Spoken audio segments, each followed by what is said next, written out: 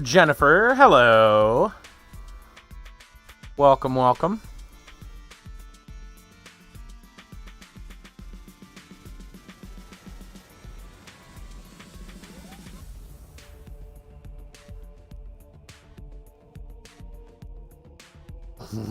Yep.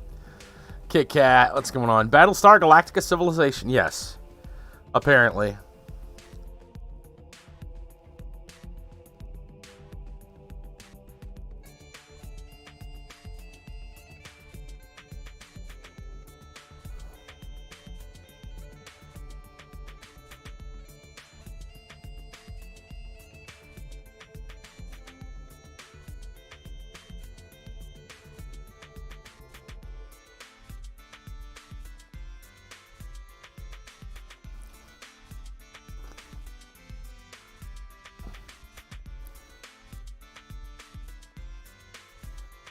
Predators are always neat. No idea what game you're going to play. Yeah, you know, sometimes I feel the same way.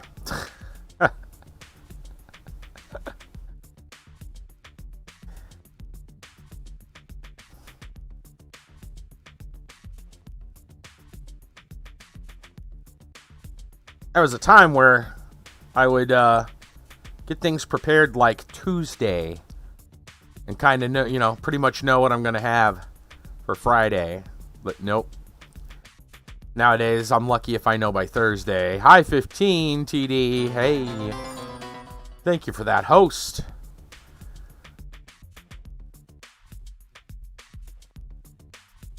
What is going on? Well, sometimes I don't even know until Friday. You never know.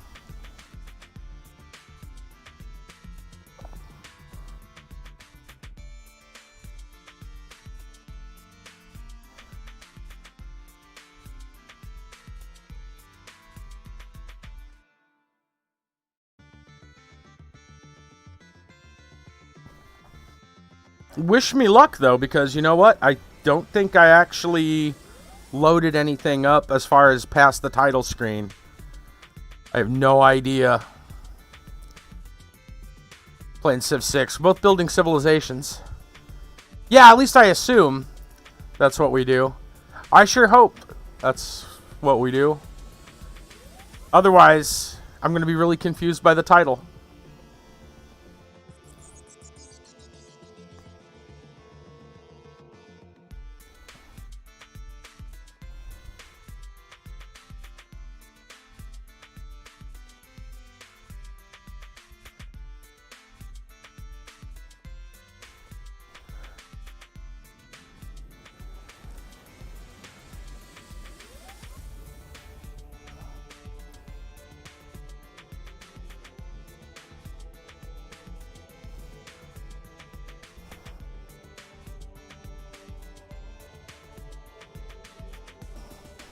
Alright, let's go ahead and switch on over to the card.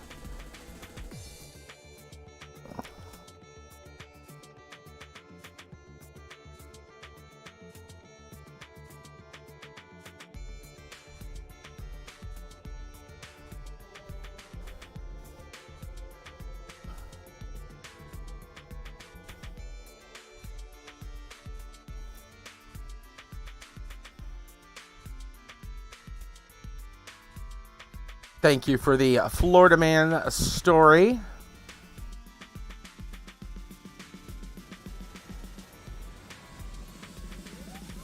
All right, here we go. The Friday free game feature for tonight. We've got Galactic Civilizations 3.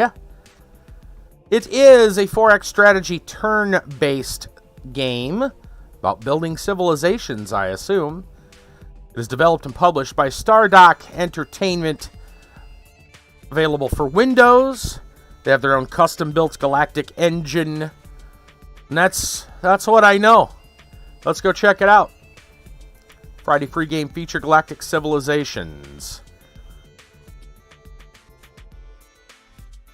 And cut the music and start the game.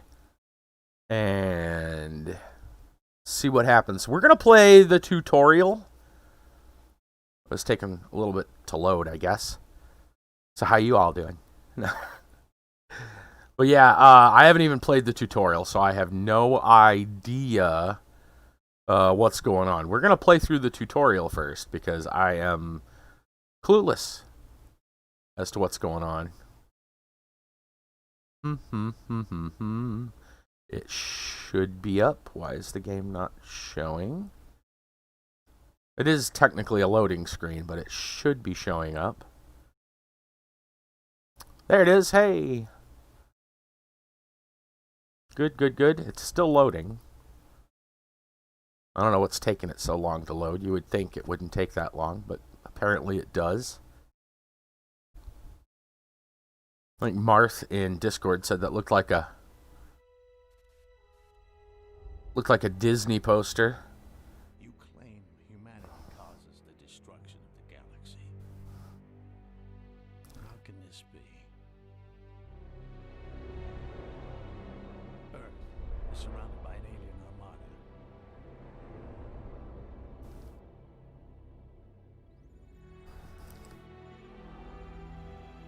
Our allies lie in ruins. Yeah, I don't know. We'll find out in a minute what's going on. Maybe it's just... See how we could be the great threat in the universe. There is a crusade coming. A crusade led by humans. And with it, the end of all things. I hope you guys can hear what he's saying.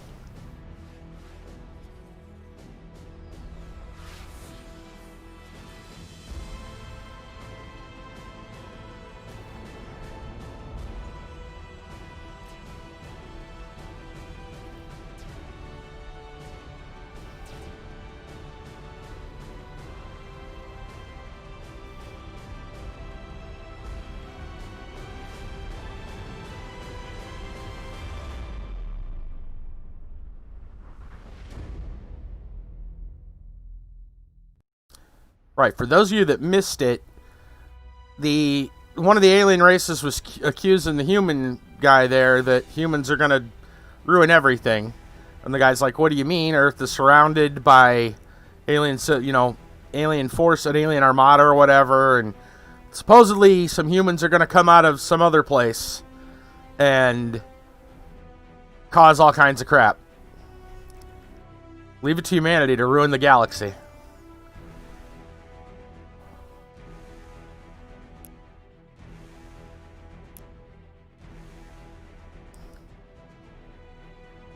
Hey, Brassel. Welcome. So, I don't see I mean, I can up the... I don't want to up this stuff because for a while... Because it was blaring. And I don't know if the music volume is tied to the, cutscene. They have sound effects, UI, and music. Did I already play this the other day? No...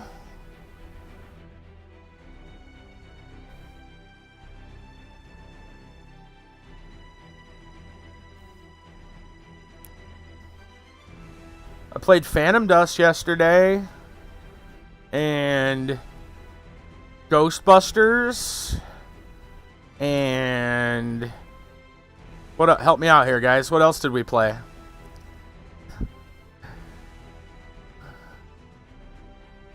Lord of the Rings. You gave us some kind of update. Lotro. A few Fridays ago, yeah, we played, what was it, Crying Suns.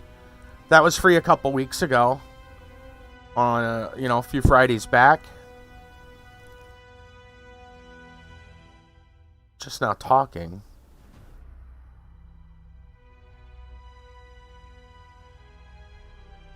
I haven't played this. I haven't even played the tutorial yet. We are going to play the tutorial. Because yeah, no, you're all right. I have made, hopefully, not a grand error. We're going to hope. We're going to hope that the game, I'm assuming the game works good, but, who knows. Backup plan tutorial. You've been sent to a remote world. The goal to build up the colony. Be ready to take on enemy forces. Playing as Terran resistance. Opponents. Objectives. Build improvements. Research technology. Survey space. Train citizens. Encounter new races. And eliminate the Drengen colony. Difficulty normal. Yeah, sure. Hope this is better than Crying Suns. That game didn't do it for you. Yeah, my neighbor has been really enjoying Crying Suns. He loves it. I was like, eh. I don't know, so we'll see. Alright. As humanity prepares for a great crusade on Earth, Commodore Marcus Corey has been sent to recall what remains of the Terran Second Fleet to Earth. The war-weary leader of the Terran Resistance, Admiral Genicasi, is concerned by the disturbing rumors surrounding D.L. Bradley's return. Not yet ready to completely trust in Bradley's leadership, she has convinced Corey that mankind needs a backup plan. His job is to establish a new colony in a safe corner of the galaxy where humanity can retreat if the situation on Earth goes wrong. Nothing but a fresh group of volunteers, Commander Corey must fortify the new world and make sure it is ready for whatever the future holds. Well, this is a Civ game, so I don't know. You know, mileage may vary. Incoming message. The Fleet Admirals instructed me to assist you as much as possible. We should be able to help you get our new world up and running in no time. Alright, robot. We don't have much to work. We don't have much to work here. Just the planet itself. I suggest we start there. Let's take a look. I want to review the area first. I don't know. Show me the planet. Managing your colonies is easy. Double-click on the colony you want to manage or select it in the planet context window. Mouse over your improvements and planetary resources to see what they do. You can build new improvements by selecting them in the actions list, choosing the tile to build. You can also rush a project or improvement if you have the required resources.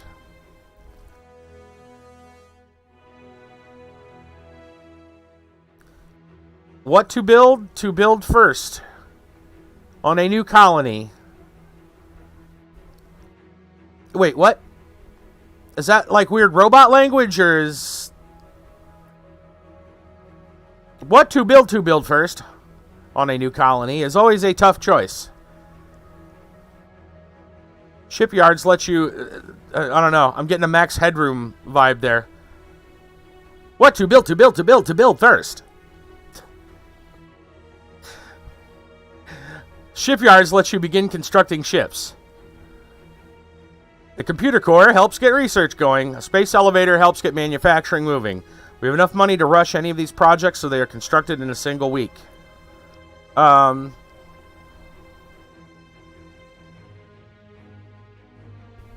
Shipyards construct ships. Duh. Computer core helps get research going.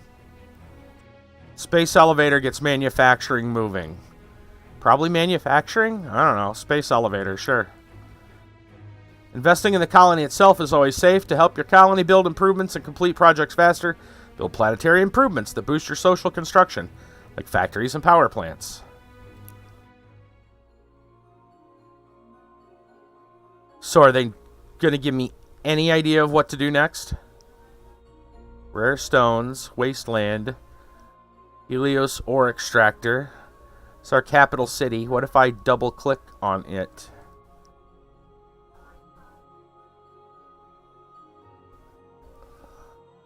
Social construction. Are they not going to give me... This is the tutorial. Are they not going to tell me what I'm supposed to do? I thought I chose to build a space elevator. Maybe I gotta click here. All construction improvement. Increases planetary production by making it easier to get assets into space. Unique, one per planet. Okay.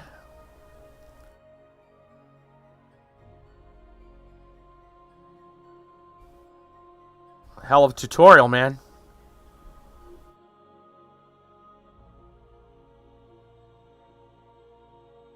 I guess I'm gonna hit build.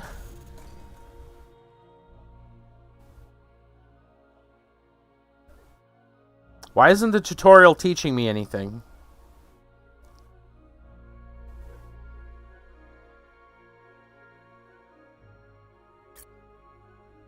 What did I do? I clicked on a thing. Oh, it's just showing me what's there. Alright, game. What do I do now? Do we hit rush?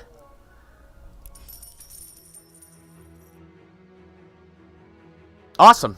This is a great tutorial. It almost does stuff. Commodore, everyone seems very happy with the completion of the space elevator.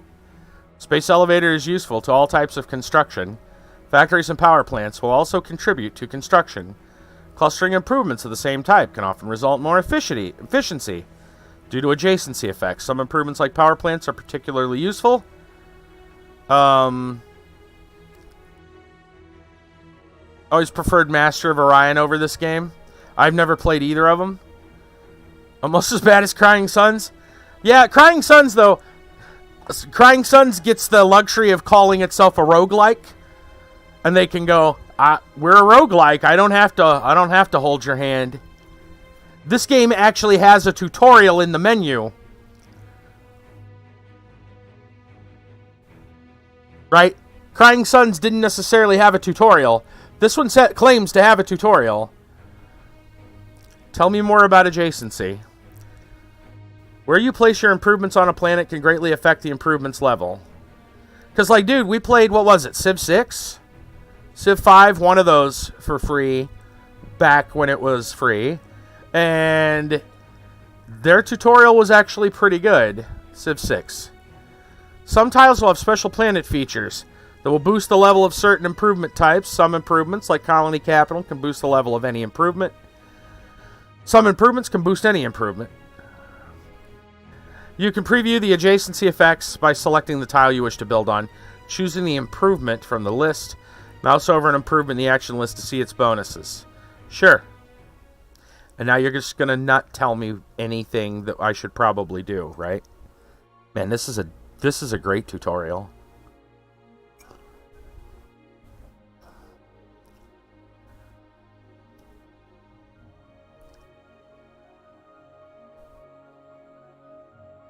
I mean, I see some resources here.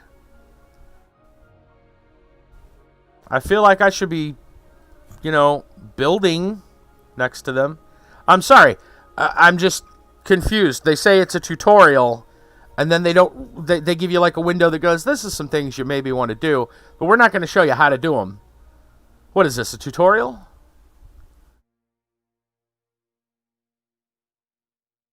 It's great. Yeah.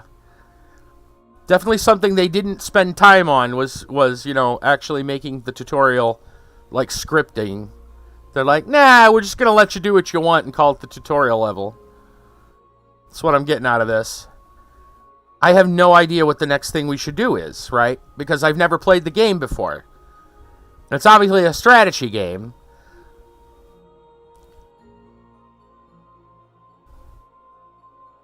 Central Bank. Computer Core, Jumpstart Research, Ore Extractor. Now, see, that sounds good. Wasn't there something over here? Some ore. But we already have an extractor there? I guess?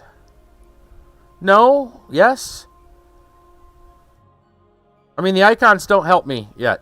I'm still trying to understand. It says there's ore here, but then it says there's construction cost, so I assume we don't have one because there's a cost. Unless that's an improvement effect. See, it says upgrade, which means we already have something there.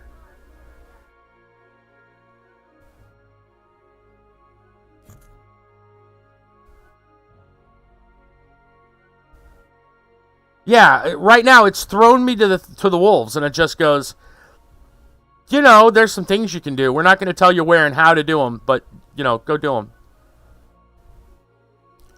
It's the laziest tutorial writer ever. I wonder who got paid to do that job.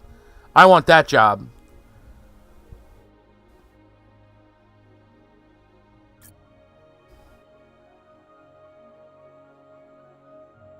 Seriously, have you ever, guys, has anyone else in the history of tutorials ever seen a lazier tutorial design than what we're witnessing right now?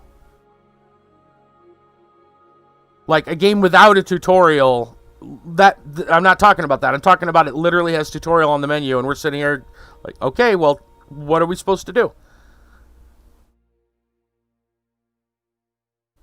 So that's already got something on it. Can I click every... So a lot of these just look empty.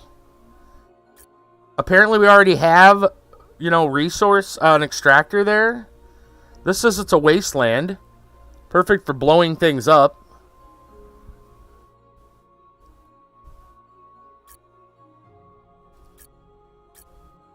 You would think that they would pull up a little script and be like, yeah, maybe you should try doing this.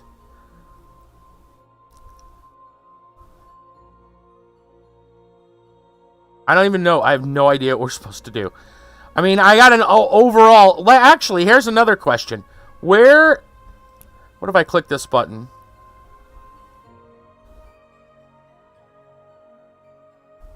Direct control, balanced governor, manufacturing, research, wealth. Clear build queue. Do not upgrade until planet is full. Okay, that doesn't make any sense or help me at all yet. I guess we're just gonna hit buttons and figure out what the hell we can do. Part of our civilization, +1 to a whole bunch of cool things. Okay. Biggest source of raw economic output, central bank, which I guess we already... I don't know where... Can we place that right on the capital city, or would that be next to? Computer core to jumpstart research. We need research. We already have an ore extractor over there. You can spend construction to get research. And shipyards to manufacture ships. We don't have any of those yet either. I guess we're going to start with a... What will this? Income +2 to wealth. Can we build a computer core? And where... No, we wouldn't want a computer core in the wasteland. I feel like research can probably be done over here. That gets a bonus. Build. I love how the tutorial stopped me a minute and said, hey, that's a great thing you just did. Now you should try this. Oh, wait, it didn't do that. Hold on. Let's see.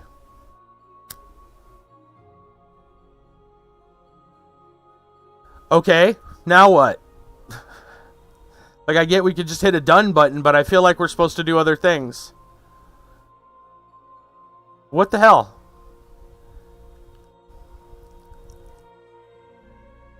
In the future, there are no tutorials. That's what we've learned.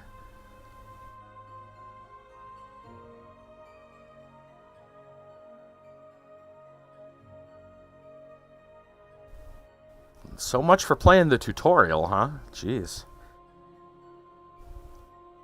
So here's something I don't understand. I mean, more than the rest of the game.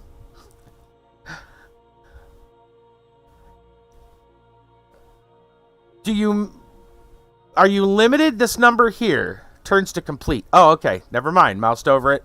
I was going to say, is that how many you can build? Why would you have more than one central bank? Oh, got it. Okay. Mouse over it. We'll figure it out. At least that. Do we want to build... Can we build other things? How much does it cost to build a shipyard, and where would we put one? I feel like a shipyard you would want near a space elevator because it's going to cost a lot of materials to build the ships. Why does the shipyard not have... Okay, this has a bunch of stats on it. Construction cost, income, right? This has stats on it. Starport needs a shipyard. Okay, fine. That's got stats on it. These just is aid research. I get that that's just a thing you do. Shipyard, just there. Just I don't understand why that doesn't say anything, but we're gonna build one, I guess. And did that just instantly go down? I don't understand where. Well, it needs 4 turns. I'm gonna hit done, I think. Did we build... We got a computer core over here. How much does it take to do a bank? I don't think I have enough for that, right? I only got like 8.2, probably because I clicked this over here and upgraded it. I'm gonna hit done and see what happens. And now I'm back here.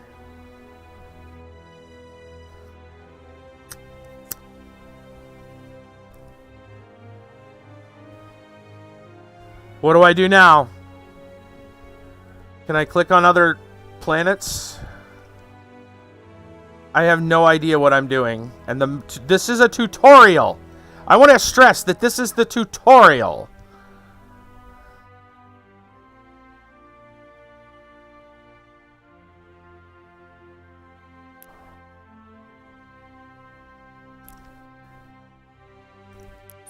I'm going to hit a button. Research. Kiba with that host. Welcome to the hot mess of the tutorial that doesn't teach us anything. Incoming message. Entire research team is eager to get to work. There are multiple categories of research to choose from. Each technology makes the next one cost slightly more. I would like some advice.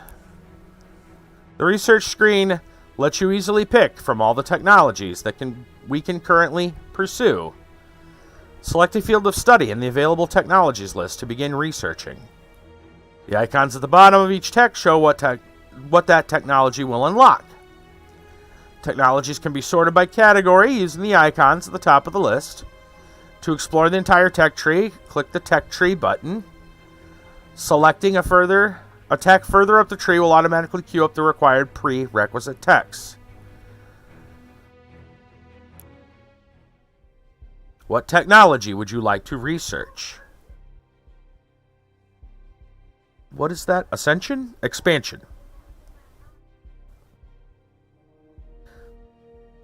We're currently in the Age of Expansion.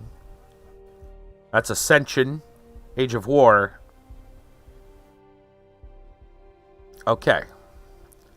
Well, we need to meet new people. We also need to get our stuff situated.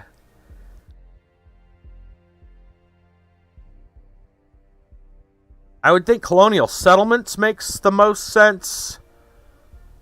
Or artificial gravity. I mean, militarizing, yeah, but not right this minute, I imagine. We need to get ourselves situated before we can go somewhere else, right? Of course, there's defense. That's another thing, but...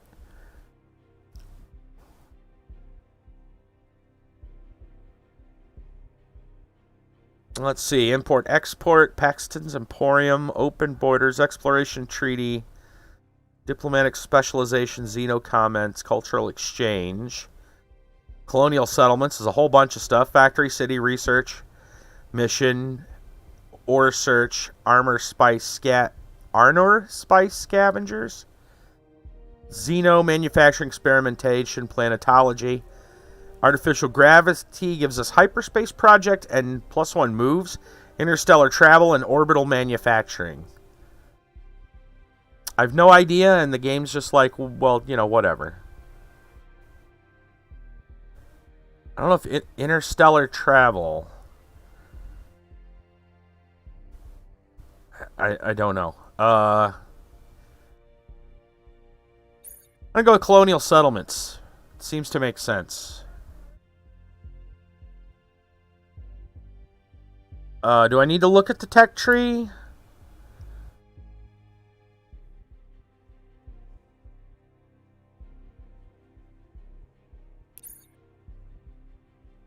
I really wish this game was tell me anything. For a tutorial. I'm just saying. We're going to hit done.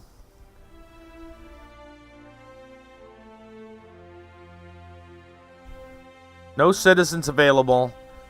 Diplomacy. Incoming message. Simulation to better show our relations with our galactic neighbors. This can be very useful in deciding who we should befriend and who we should be wise to fear. Give me more details. Our civilization is always at the center of the simulation. In the upper right corner, you can see a race's ranking in the galaxy and assign diplomats. Races we have moderate relations with will surround us in the gray disk. Races we are at war with be placed in the red ring on the outside of the simulation. Allies will be shown in the blue disk in the center. Clicking on a race will allow us to see who they are trading with, allied with, or at war with. More details on our relations with each race. Mouse over them. Got it. Alright.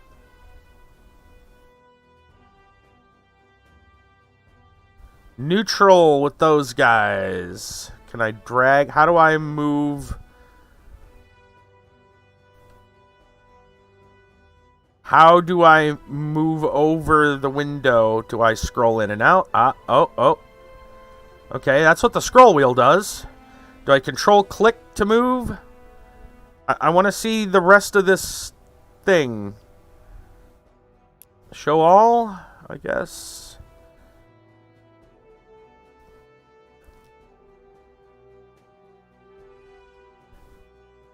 Neutral? Even though they're in the red ring, they're neutral?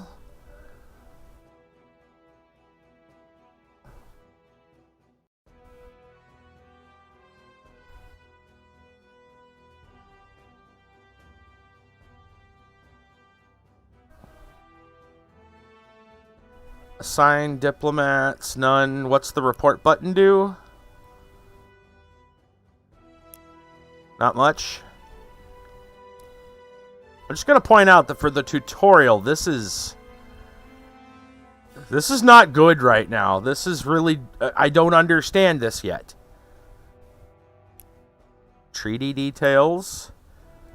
UP, United Planet details.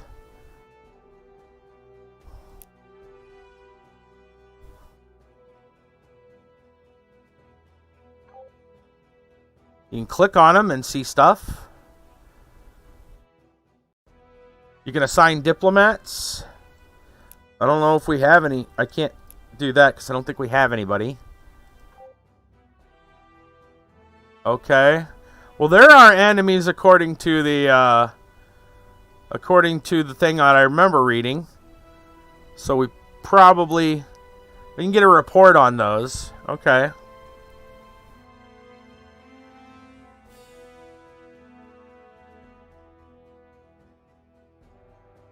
Lord Kona, huh? It's metered Drengans kind of look like orcs. Pretty sure they're orcs. They look like space orcs.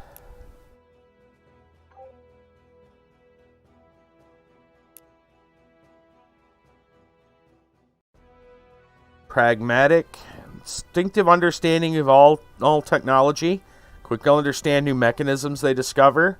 Unparalleled at construction and engineering, building things which require almost no maintenance. They sound like they're pretty cool.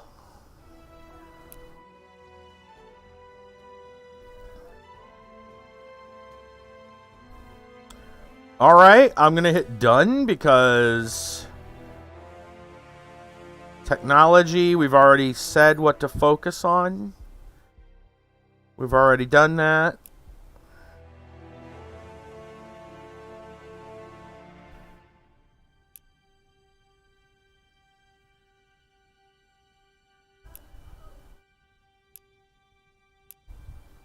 Right. Graphs. Power. New rally point. Whatever. I'm going to hit the turn button. And see what happens.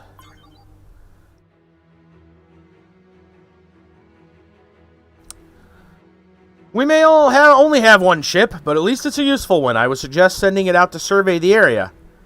There is an artifact near the edge of our sensor range that looks promising. How do I survey anomalies? Anomalies can be easy to find, an easy way to find precious resources, credits, or even entire ships. Caution is advised, some anomalies are guarded. To survey an anomaly, select a ship that can survey anomalies, right-click on the anomaly. All ships can be moved by right-clicking to the target tile. The path preview will let you know how long it takes to reach your destination. Select a ship that can survey anomalies, right-click on the anomaly. So there's our ship. Okay. We're going to right-click. Notice how it actually showed like arrows? Like that actually showed us something? Your survey ship cautiously approaches the mysterious object. All sensors set to maximal gain. Secret of the universe. The first of many is about to reveal itself to you. The Discovery has reached the anomaly we detected earlier. As reporting, they've discovered something very valuable. The Commodore of the Discovery has also asked me to remind you he's perfectly capable of surveying the area without being micromanaged. Are you suggesting I let them survey on their own? Survey ships can be automated by selecting Survey from the command menu of the ship context window. Okay, so they're actually kind of showing us some stuff now. Auto-surveying ships will continue to survey as long as they can find new anomalies, though they will stay away from more threatening-looking anomalies. You can override an auto-survey at any time by selecting the ship, giving it a new destination. Most ships have automatic behavior, like exploring and guarding, so keep an eye on the command menu for different ships. You're not quite sure how the ancient artifact of immense and obvious monetary value made its way back to Fleet Command. Your survey crew will surely enjoy a pat on the back and a shiny medal more than something so crass as a life of permanent absurd luxury. Alright, so if I go to the command and I say survey, it's just going to go survey stuff, apparently. Hey, look, I scrolled out. Can I... Okay, so I can move this map by click and drag. Is this a multiplayer game or just single? I believe there's multiplayer. I have never played this before in my life. We're going through the tutorial. And I'm lost because the tutorial is not great. We've had to pretty much muck our own way around the tutorial. Heavy air quotes. Welcome, by the way. I believe it is multiplayer and single player. There's a campaign. Yeah. Yeah, prepare to be lost in space. Because that's what we are right now. Alright, we've told it to survey. So I guess that's fine. Is that our turn? Go back here. Might be able to be of some assistance. That would be nice. In the civilization screen. Yeah, definitely. Usually lost anyway. You found the right place. Friday nights. So, since you're new here, Friday nights we play something new. Almost, very rarely do I play something I've played before. Well, we had the Abe's Odyssey remake, I guess. That happened. But, yeah, very rarely do I play something I've played before. Brand new stuff. And some games are better than others. My hopes for this one so far are kind of low because the tutorial has been not so good. Which doesn't help when they just throw a bunch of stuff at you and go, here. But here we go. Might be able to be of some assistance. In the civilization screen, you can find everything you need to oversee the entire civilization. You can manage global priorities or give civilization-wide commands to our colonies and fleets. Would you like to know more? Would you like to know more? Bit of a micromanagement crazy. I hate micromanagement games. I really do. Here, find your way yourself. Here's your supplies. Yeah, that's kind of what they've been doing. Like every tutorial almost every tutorial I've ever played in the last, let's say 10 years, has some kind of scripted setup, right? It goes, do this thing, puts a thing up on the, like a list, like a grocery list, right? Like, build this base, hire these people, do this thing. Checklist. No, none of that. It goes, here's how you might want to go about it, but, you know, figure it out for yourself after that. And this is literally the tutorial level. I could use friendly advice. Yes, please. The Civilization tab is where you can see an overall summary of our civilization's assets. Each specialized citizen not stationed on a planet will boost the global production of our civilization. Leaders are special citizens who can be trained and assigned directly to different production foci. Colonies list is an easy way to check on the status of each of your worlds. Commands will help you give global directives to your fleets, shipyards, and planets. Reports and graphs will help you keep track of your civilization's growth and standing in the galaxy. Yeah, like I said earlier, we can make a direct comparison between this and Civ 6. Civilization 6, which was also free not that long ago. About a year ago, I suppose, by this time. But not that long ago, really. And their tutorials are like... I think there were like 14 or 15 tutorials.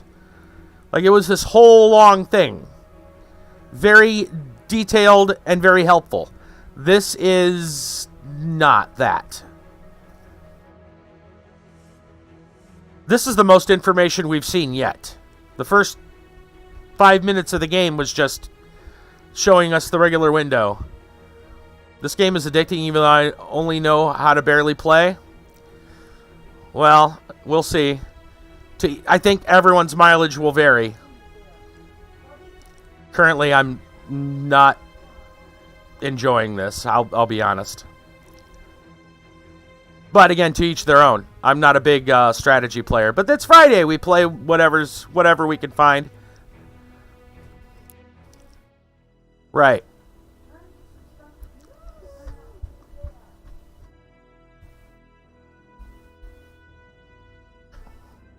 So we have no leaders right now, so we can't really assign anything.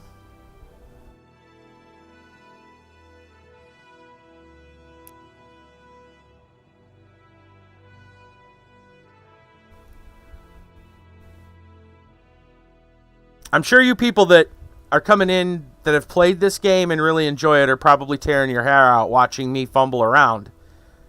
But this is the new player experience.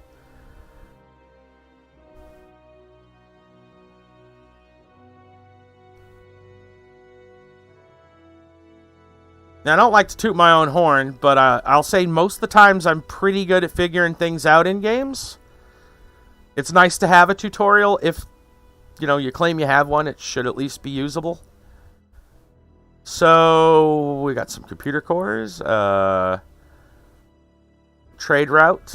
Yeah. See, I feel like we've been just thrown some stuff and said, yeah, okay, here. We've got a lot of information that really doesn't do much to help. You can also auto-govern your planets so you don't have to micromanage. I saw we could auto-govern the ship. Or auto-command the ship.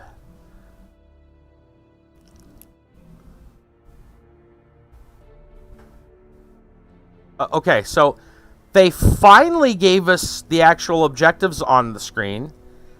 That wasn't there before. Can we click on them and get any more information about it? Not really. I was kind of hoping that they would pull up extra stuff, but that's fine. I gotta say, I'm not digging this. This is... as the tutorial level. Like, if you're just gonna get into a game and not know it, that's fine. But, like, shouldn't the tutorial level be helping a little bit more? I feel like I'm brand new to the game. I don't know what I'm doing. And the game's not saying anything. It's just kind of like that.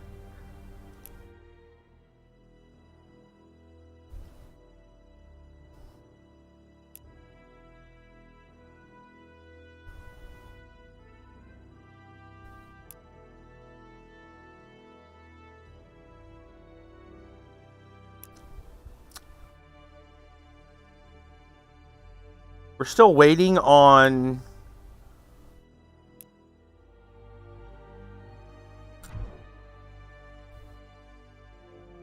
We're still waiting on stuff to be built.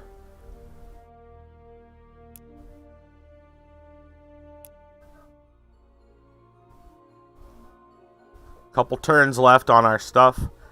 I guess I'm just going to hit the done button because I feel like we can't really do much more right now.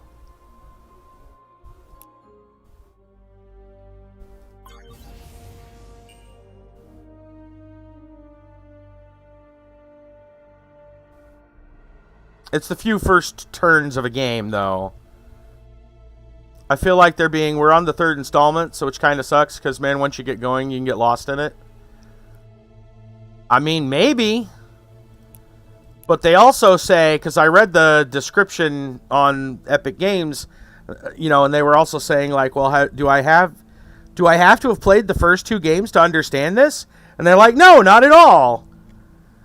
And I'm like, bullshit. But anyway.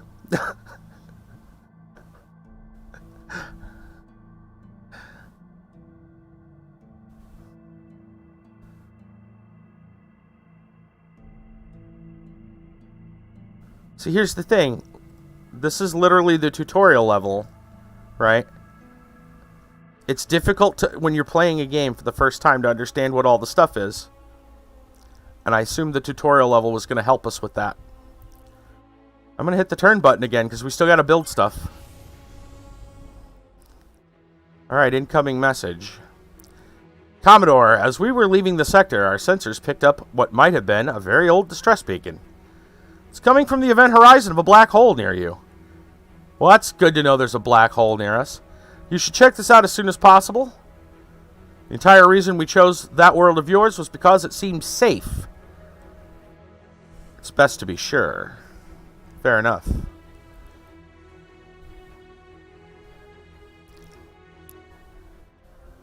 Okay. So now the question is, where's this distress beacon coming from?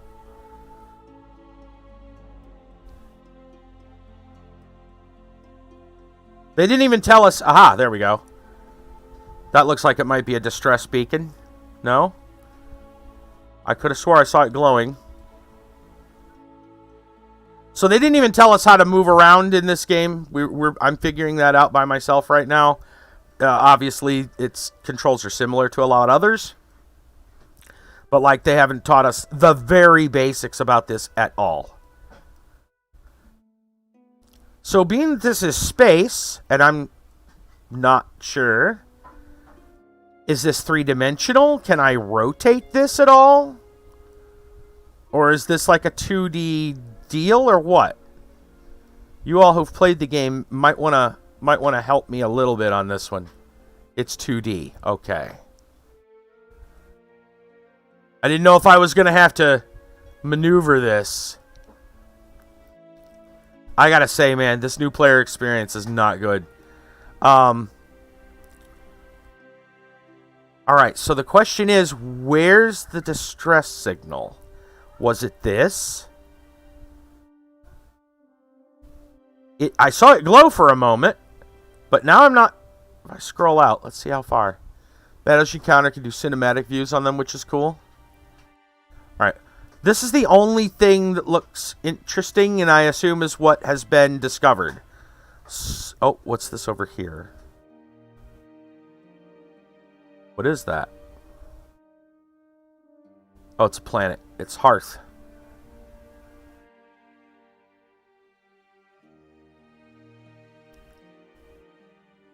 I am trying to figure out which one is the distress beacon. I assume it's this over here since it's out of the way. Ah, we've got a pointy thing on this one now. Okay, so I guess we want to go to this.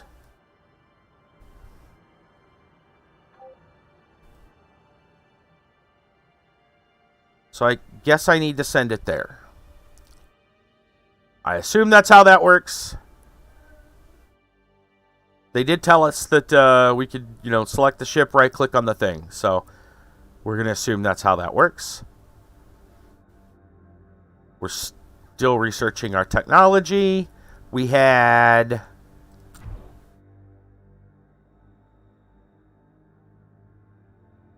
what was it?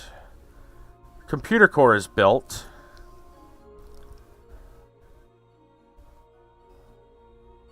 Not really telling me what else to do with it other than that.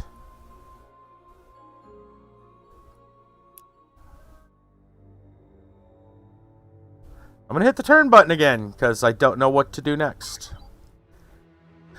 Alright, now we've mastered colonial settlements. Our research teams are very divided.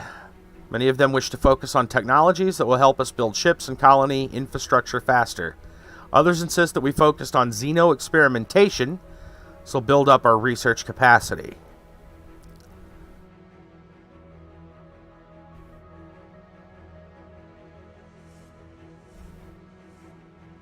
Focus on technologies to build ships and colony infrastructure faster, or xeno-experimentation to build up research.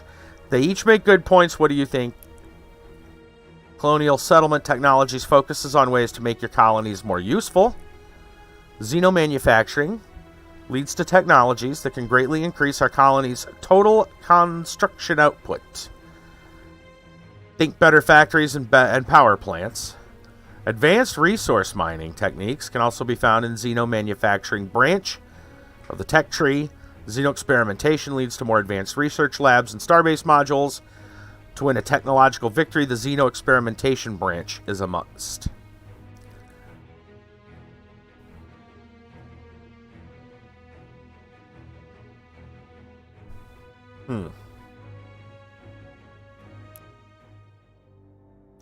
Alright.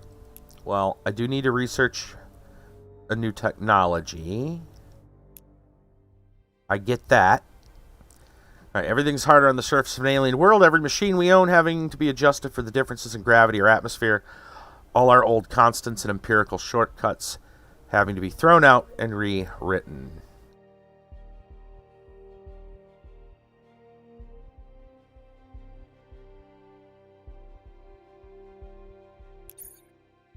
Okay.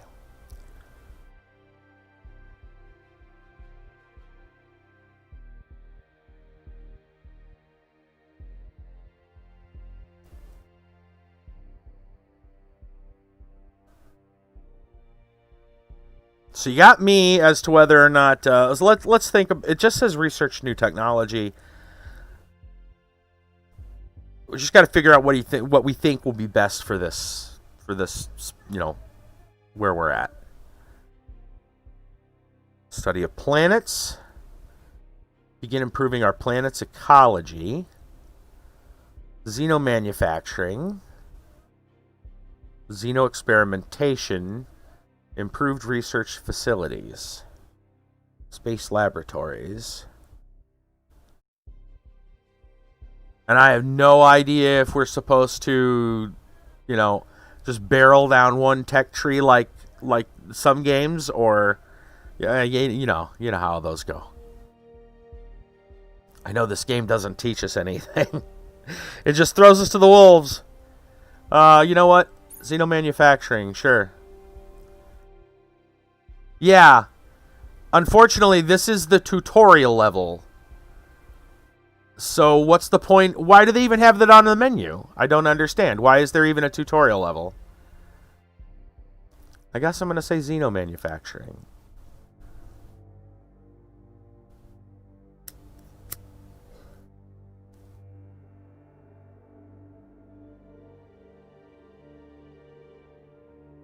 And I assume we're going to hit the turn button, because I don't think we have anything left to do right now. Again, it's the early stages of a Civ building game.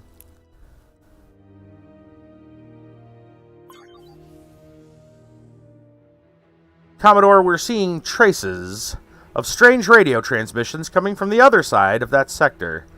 Since this sector was assumed to be empty by our survey team, might be a sign of previously unknown race, might be wise to prioritize researching the universal translator tech, in case you run into unexpected neighbors. Now see, that's at least a suggestion that makes a little sense. That sounds like a good idea. Why don't we switch over?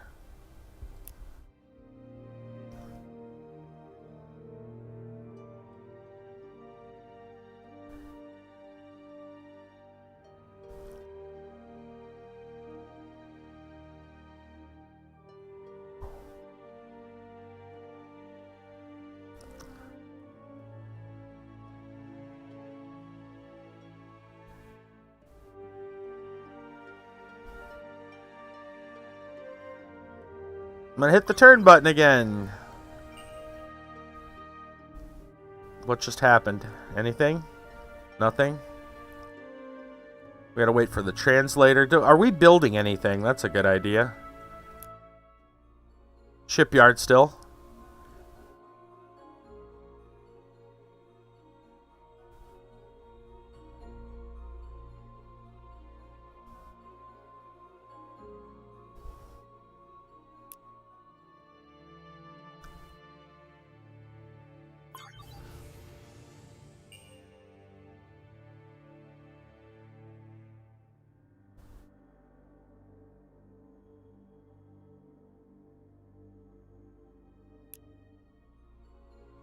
That's done, but I mean...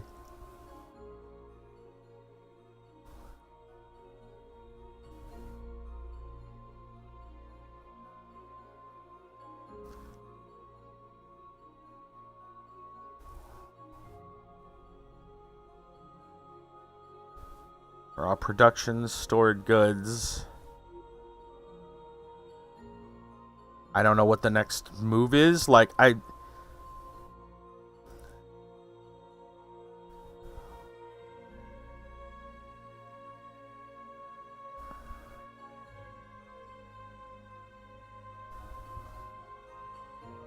don't know. I'm just going to say that I'm... What's to say? Idle colony.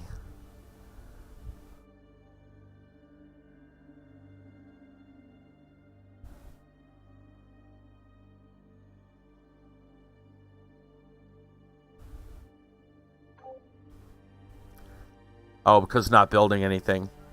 Well, okay.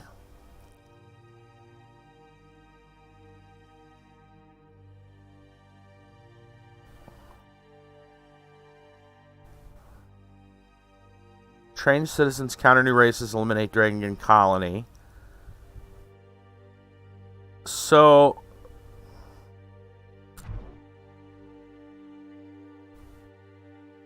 Alright, queue is empty.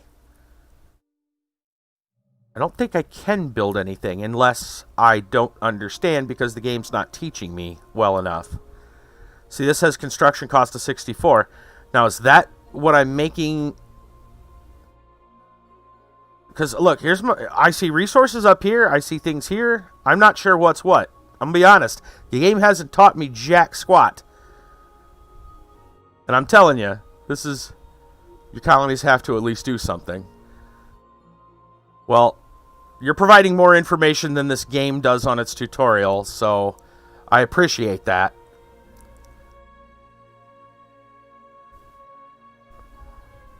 Doesn't say much for the game when the community has to teach people how to play.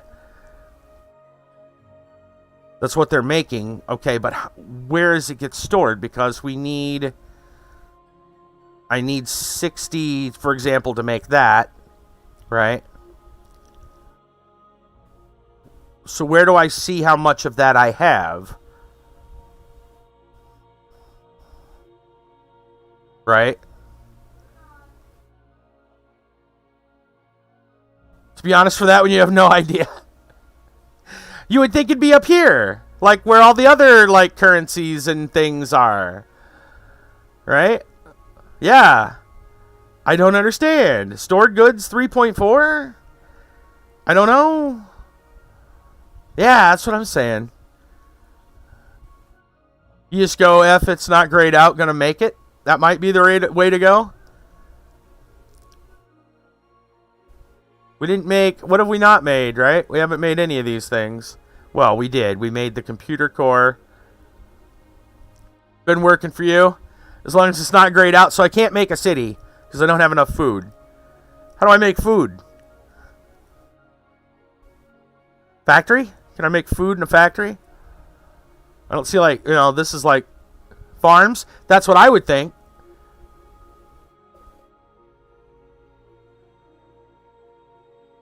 Right? I gotta learn how to farm in our advanced civilization. Yeah. Oh, man. Right? You're an advanced civilization and you know nothing about the planet you've landed on. Good luck.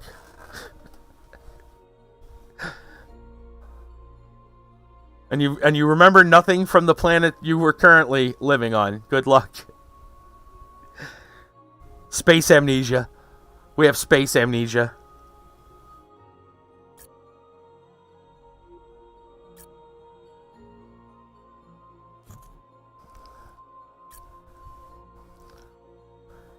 Well, let's see.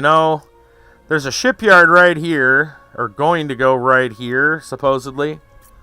Space madness. Can we drop a starport? There we go.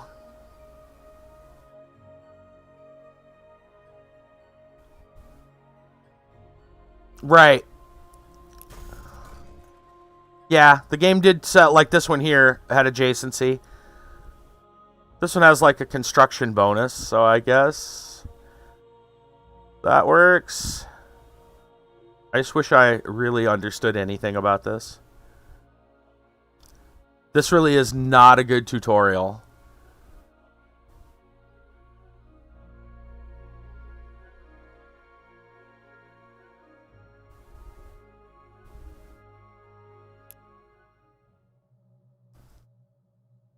That's a shipyard idol. Do they mean this here? Shipyard. So, let's try to build something there, I guess.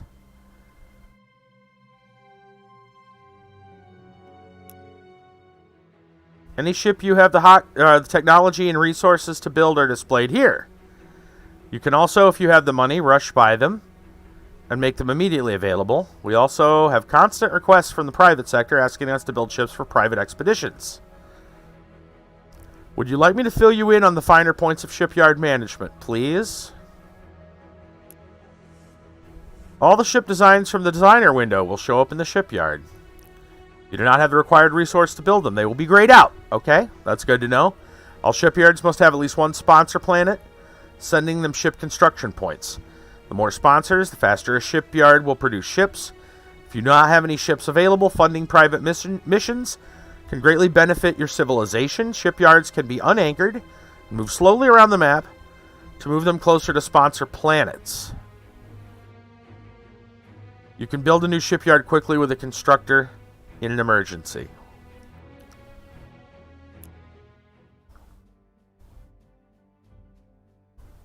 Okay. So right now we could build a colony ship, a constructor, build star bases, a scout ship, and an explorer, which is what we kind of have already for the anomalies.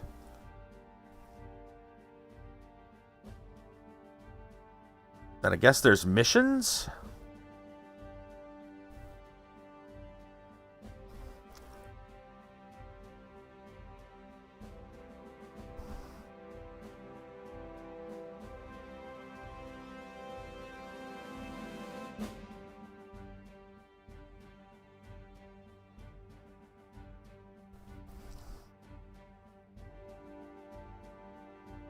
To colonize distant planets. Well, our job for this supposed mission was not to colonize another planet. We already have one we're working on. Constructor. Scouts. Unarmed but quick, excellent sensor range. Lose every fight it gets into. Try not to get it into any. And then an explorer. Small light ship. Let's look at them at least.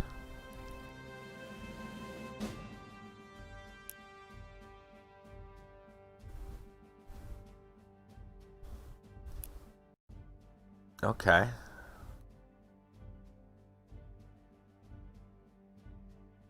Now this one's not grayed out. Well, I'm not sure why. Oh, maybe because we don't have the other things. We don't have these other materials. That would make sense. Subsidizes a private space venture to unknown places to find and collect valuable artifacts. Huh. I don't know if we're supposed to be doing missions right now, but that would be another explorer. I guess I'm gonna try building another explorer.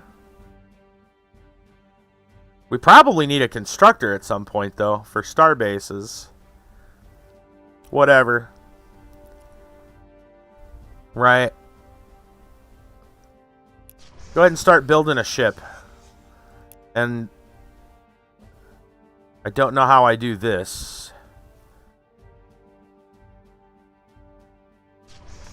There we go. Just double click on it, apparently.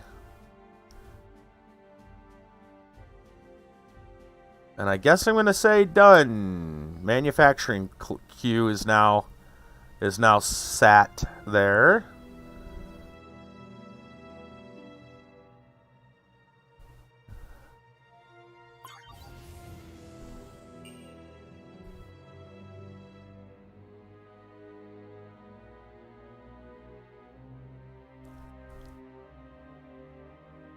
I don't know when we're going to get citizens to train.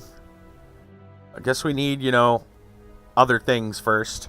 We're building stuff. It's building a starport.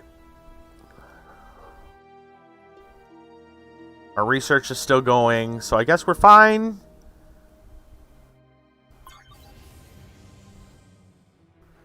Research team has finished updating the universal translators with latest technologies. Now that we have the universal translator working, we have the option to research technologies that will help us interact with and trade with other civilizations. We also have researchers coming up with new economic and governmental theories they would like to pursue. Tell me more about these new theories. Xeno Commerce branch will lead to technologies, focus on earning valuable credits through trade with other races and by stimulating our own economy. Diplomatic specializations lead to new forms of government and clever ways to spend our influence throughout the galaxy. Diplomacy technologies will help improve relations with other races and unlock new treaties. Espionage technologies will help us keep an eye on other races without going to war with them. Allow us to train spies, can sabotage their planets, or even steal technologies.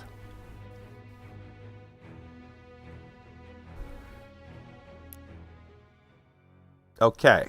So we get to do some more research. To study the fragments, alien text and speech has allowed us to create a universal translator. Let us communicate with any new races we come across. All right. So, let's see here. Diplomatic specialization, Xeno Commerce. That sounds like a good idea. Cultural exchange or influence and experimentation. I don't know, man. Commerce sounds like a good idea. I guess we'll try with that.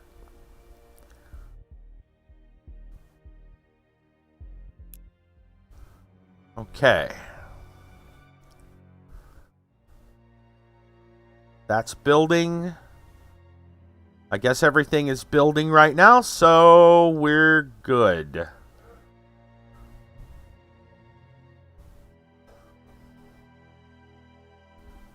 I'm going to see something real quick, though.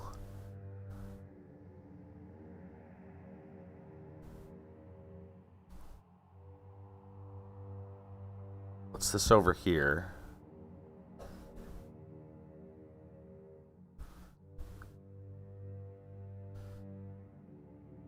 Is that the other, must be the other, faction.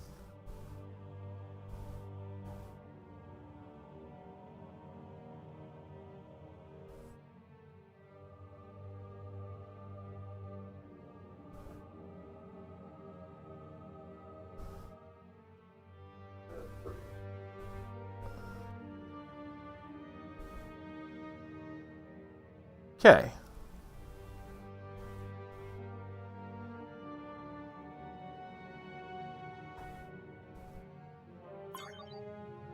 This anomaly is being defended. Should we engage them in battle? Well, we haven't seen a battle, so for sake of seeing what it is like, we're going to say yes.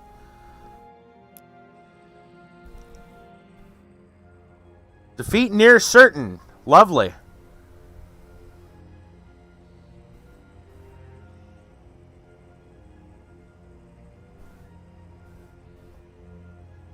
Well, I don't know what the difference between those are, but I guess we're going to watch it play out.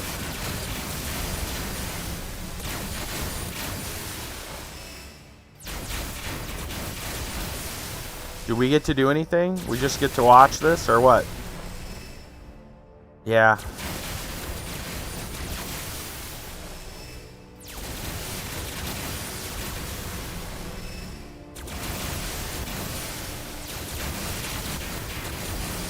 Yay.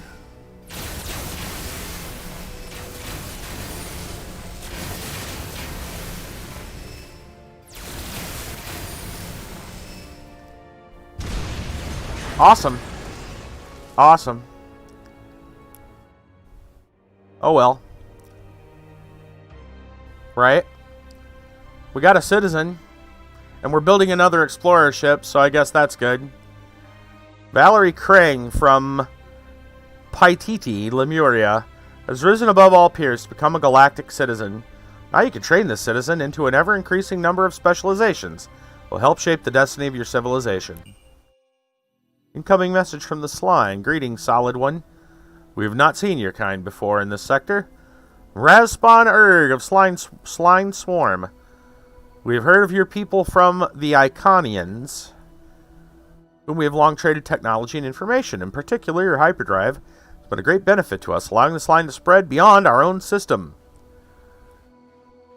You look like a giant gummy bear. Damn, that's rude. Great pleasure to meet the Sline. Hope we can coexist.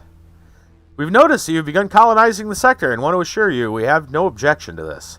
Sline no longer have an obsession with living on balls of rock, even if there's still something useful for mining.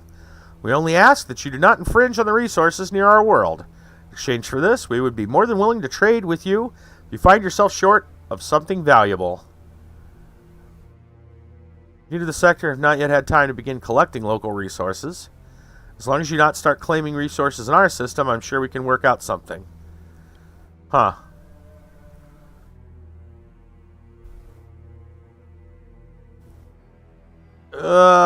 He seems very logical, so I'm not sure if we want to tell him we don't have local resources, but this also sounds a little confrontational.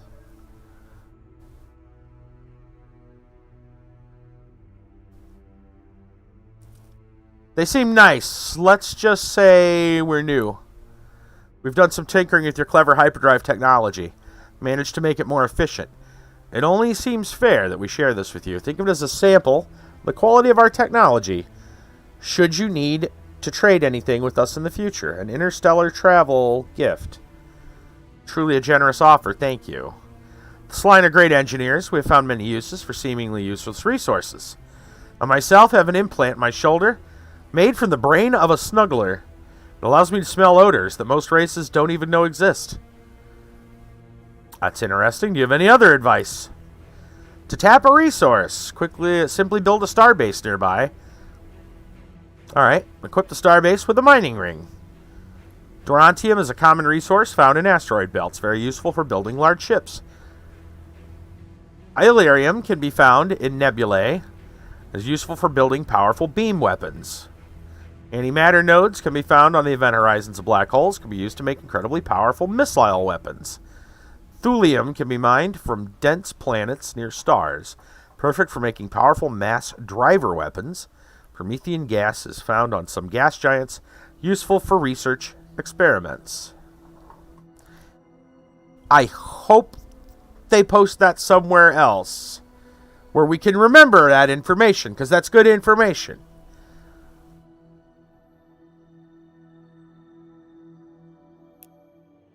I got a feeling they won't.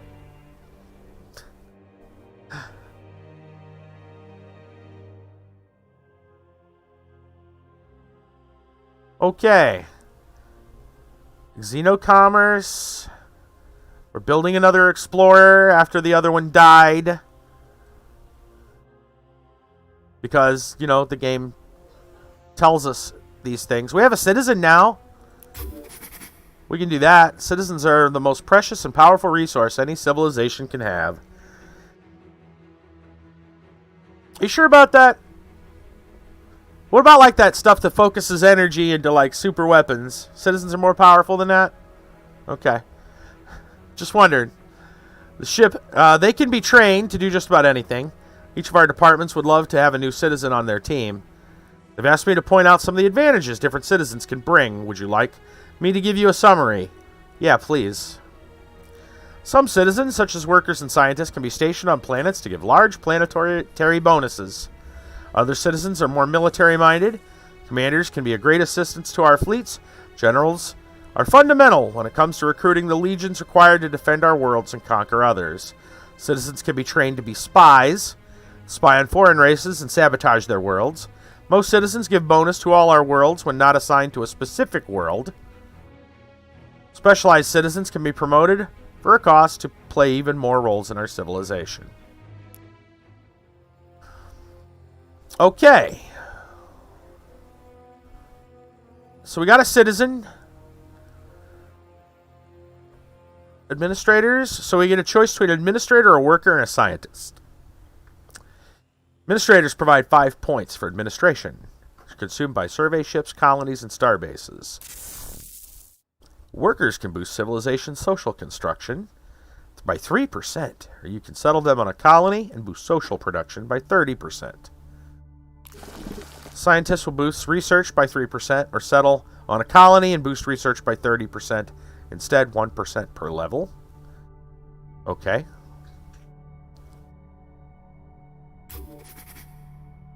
And then you can't transfer or any of that. We've okay, so administrator, survey ships, colonies, and star bases. They all sound important. I guess we're going to go with an administrator, sure. And I guess we're done now.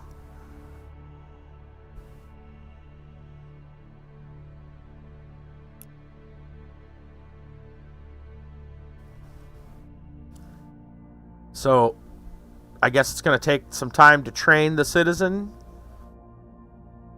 Actually, where can I see that again? Let's go back to citizens.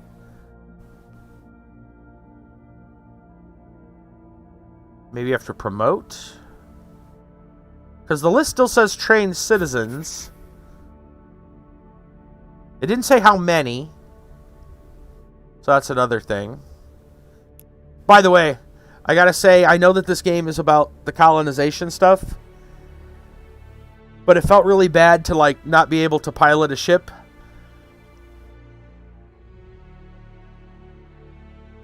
Right, I just don't know how many citizens I'm supposed to train. I guess 2, at least, because it's plural. What am I, expecting the tutorial to tell us things? That's crazy talk.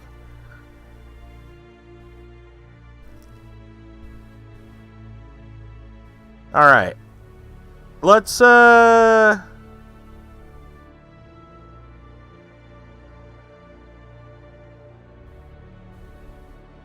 don't know. Sit here and stare at the galaxy, because... No, we gotta, let's say, we got our thing building. Yeah, no, you can't. You just watch. Yeah, it felt kind of bad. It was like, oh, we get to watch a cutscene of a battle that you can't participate in. Can't move the ship or anything. Yeah. Yeah, you just watch.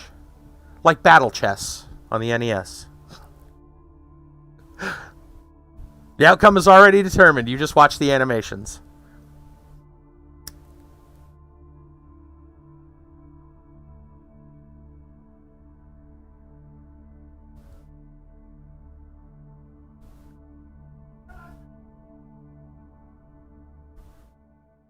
cooler when you get a fleet going with 8 ships. I mean, I'll grant you that, but I mean, it'd be even cooler if you could control that fleet of 8 ships. I'm just saying.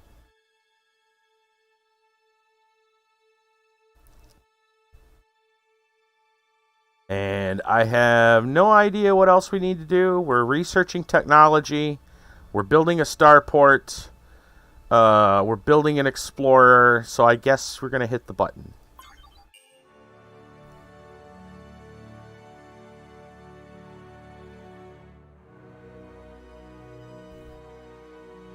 That's half the fun in Masters of Orion. Yeah.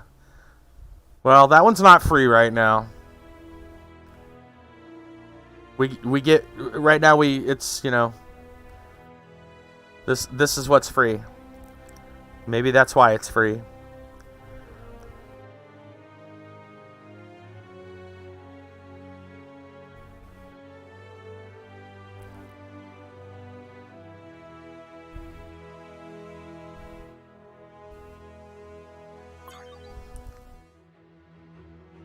Commodore, our scouts have discovered the location of a precursor relic near the center of the sector. The research team thinks this would be a very valuable asset and are concerned because its close proximity to the Drengen colony.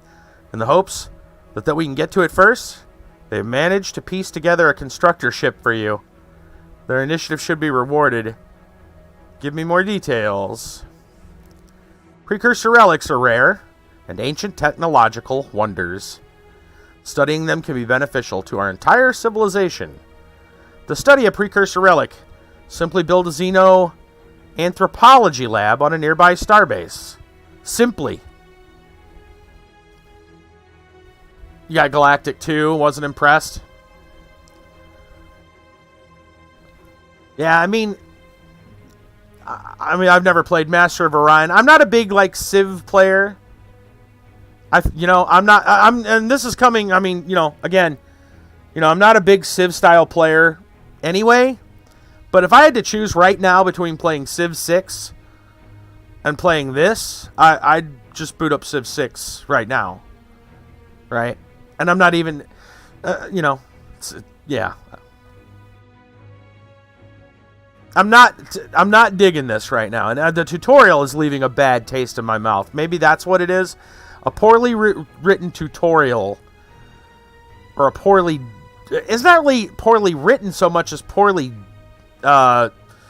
executed tutorial is not helping matters at all. Precursor relics are rare. Let's read this over here. Okay. Simply build a xenoanthropology lab on a nearby starbase. Precursor relics can be studied to give different global bonuses. There are 5 types of precursor relics: research, economic, manufacturing, culture, and approval. Precursor studies technologies will unlock new starbase modules that can greatly boost these bonuses. So, we need to go build a xenoanthropology lab with this constructor ship that they magically gave us.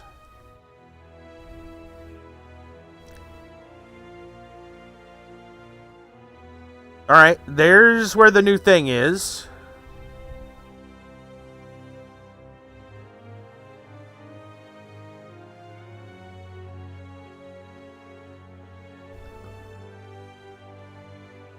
So where is our ships? Well, we got a couple of things here to do.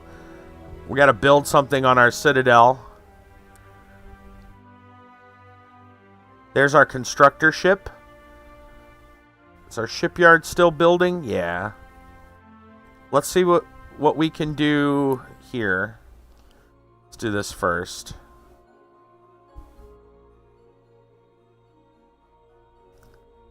Import-Export Center. Tourism, wealth, and influence. Sample the wonders of our civilization.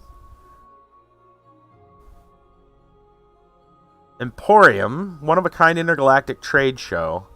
Convert a small percentage of every tile of influence you own into tourism income.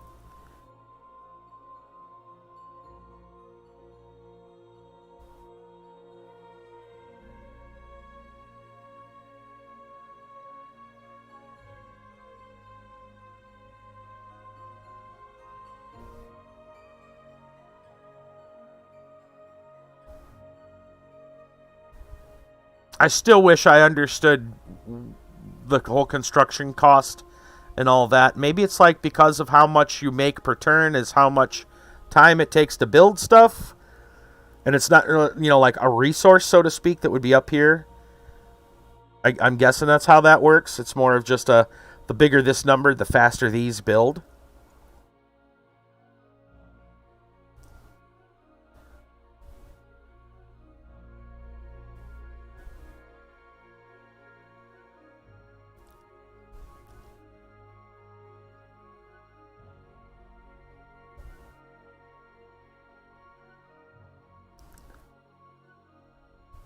Not sure about that, though, because math. I'm looking at it and going, that doesn't math out correctly in my head. This one kind of does.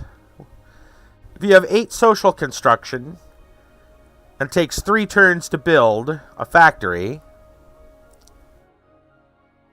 What do you mean?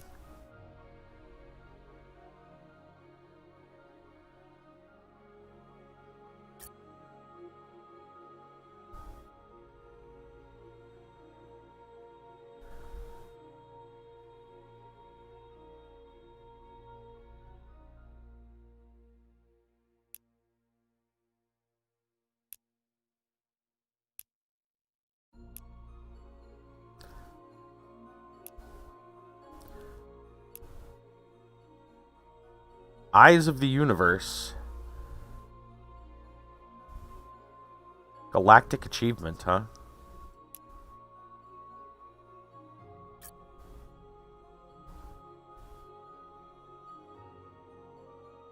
I don't know, I'm just trying to, you know, understand this game. You know, trying to wrap my brain around how the mechanics work. That actually makes sense, too. Social construction is 8. It takes 8 turns because it costs 64. I think we finally figured that out. This isn't a resource necessarily. It's more of like your clock counter. So the more of this you have, the faster your things build.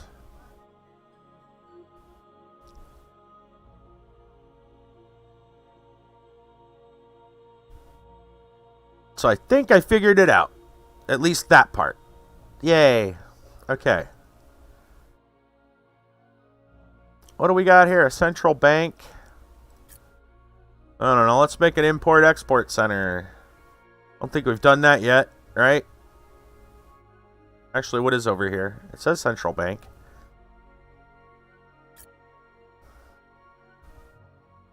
Oh, it's because we're on central bank. I thought I put something else here. Starport, space elevator. I feel like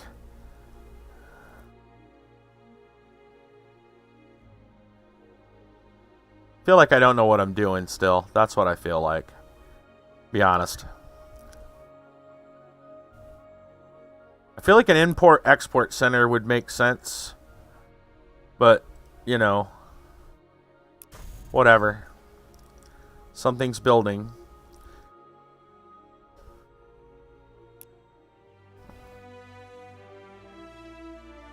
Alright, our constructor.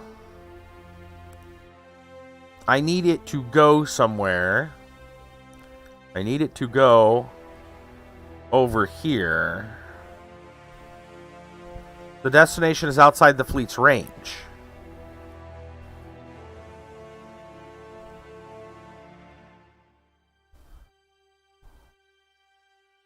Nearby star base.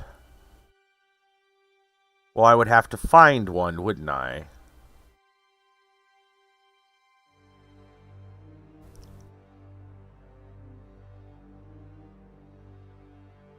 Can I just move out here and see what else is out here?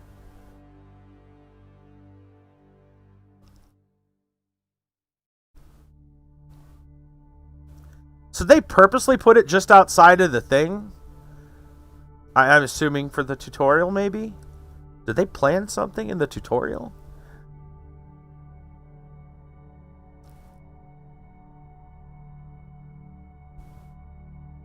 I do find it interesting that it is just outside the thing. I assume that means they want us to build a thing. We'll have to build a thing to build the thing to go see the thing. Yes. I'm going to hit the turn button.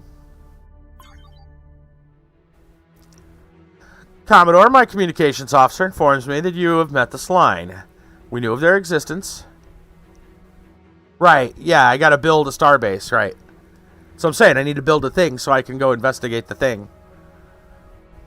Very technical. We knew of their existence in this sector, but had been trying to avoid contact with them. From what we've been told, they're not overtly hostile, but I'd suggest you still do whatever it takes to keep them friendly.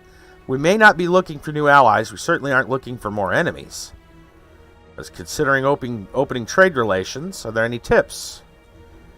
Establish trade routes by building freighters and sending them to aliens' worlds. These will not only bring in credits, but build goodwill between our races. Speak to them directly by clicking on their worlds and choosing Speak To in the context window, or start a conversation with them from the diplomacy screen. When trading directly with a race, you can make offers for resources, tax, or even ships, so long as you have something they want. You can also make trade agreements or even treaties when speaking to alien races. Building freighters for trade routes. Speak to them directly by clicking on their worlds and choosing Speak To. Okay. Good to know.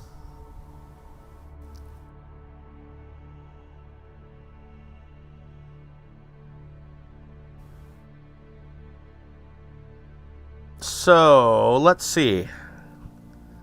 I feel like we should... Oh, our explorer is ready again.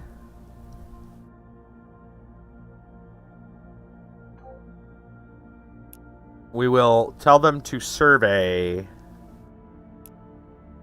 and let them be about their business for now.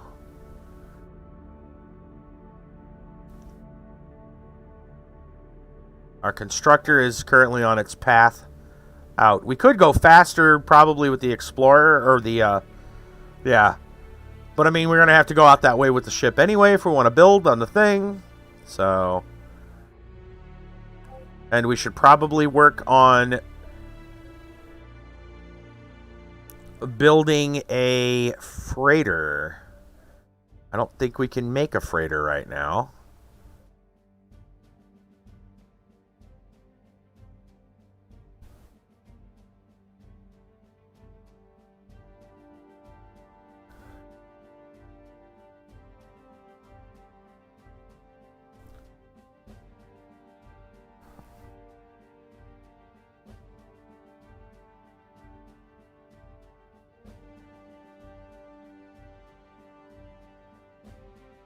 So that's, I guess, a problem.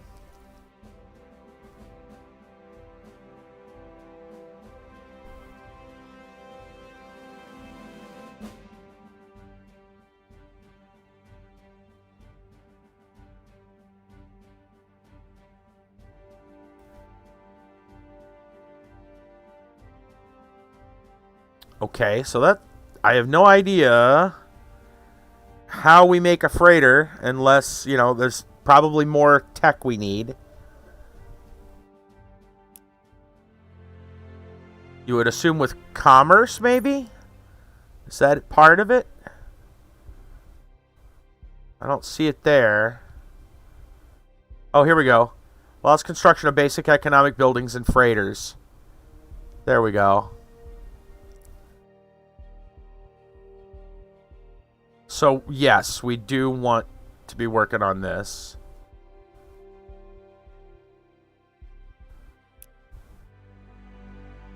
Okay.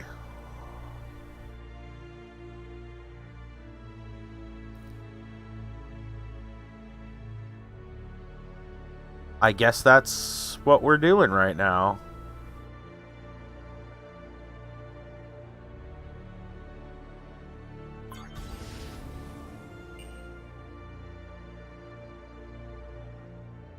And apparently we've done everything except eliminate the dragon colony. that's going to take a while. We don't have any, like, things we can do militarily. So maybe we need to focus on that.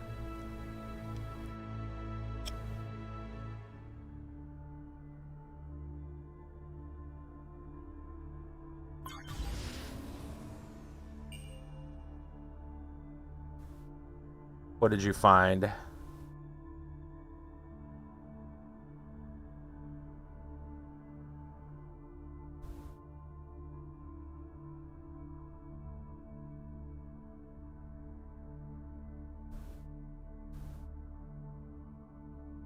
Okay.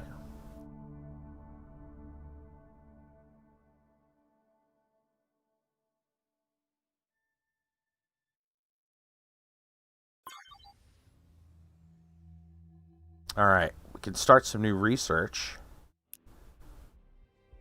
All right, economy which spans the stars, pretty complicated beast. We don't need to understand it all. Just supply the facilities and light regulations for the free market to get to work doing what it does best. Choose a new tech. So there we go. Okay, cool. Eventually, I guess we're gonna need some militarization. Because we gotta fight the Drangons.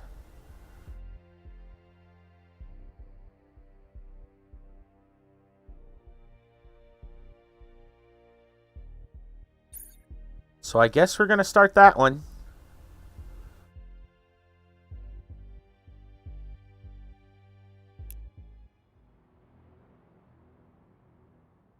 How's our ship? Still moving?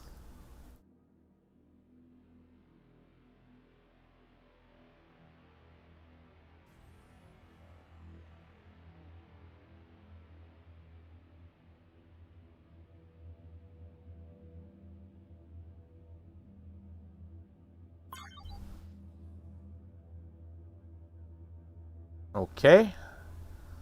Survey mysterious hardware. The alien computational systems found in this capsule are so advanced, your survey team lacks the words to describe all but their most rudimentary functions. Even those low-level capabilities, however, are enough to advance our technological studies by leaps and bounds. There are 1 foreign ships in your territory without open borders permission. Well, that's a problem. It looks like it's Instigator. What a great name. The Instigator.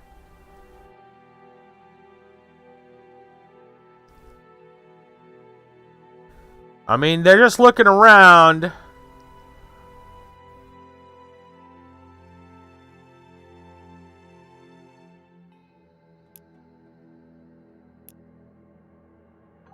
Oh, I was going to say, if you double click, it should show you where it is. We can't... It refuses to speak to us. Fine. Be that way.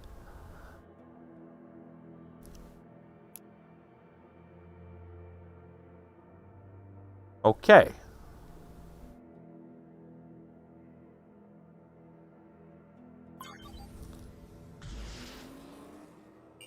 Yeah, I see you, Dragon Empire.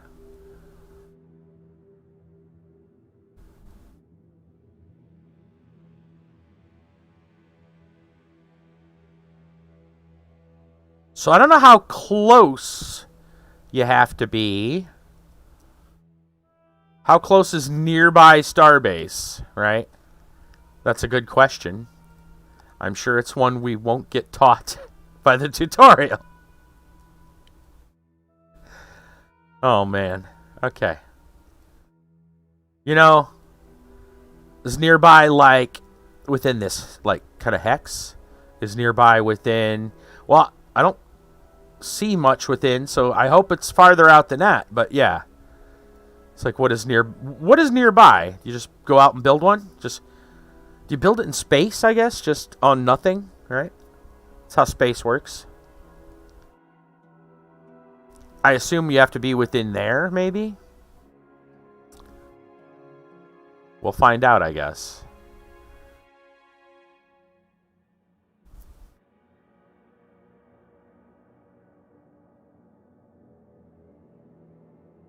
Militarization is good. Working on that.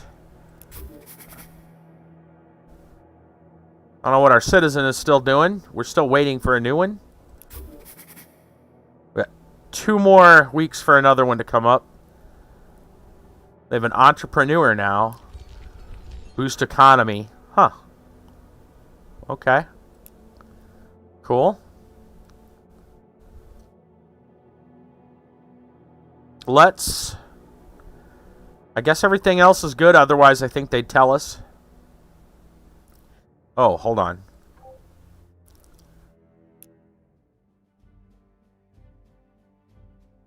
We can build a freighter now. We should probably get that freighter going.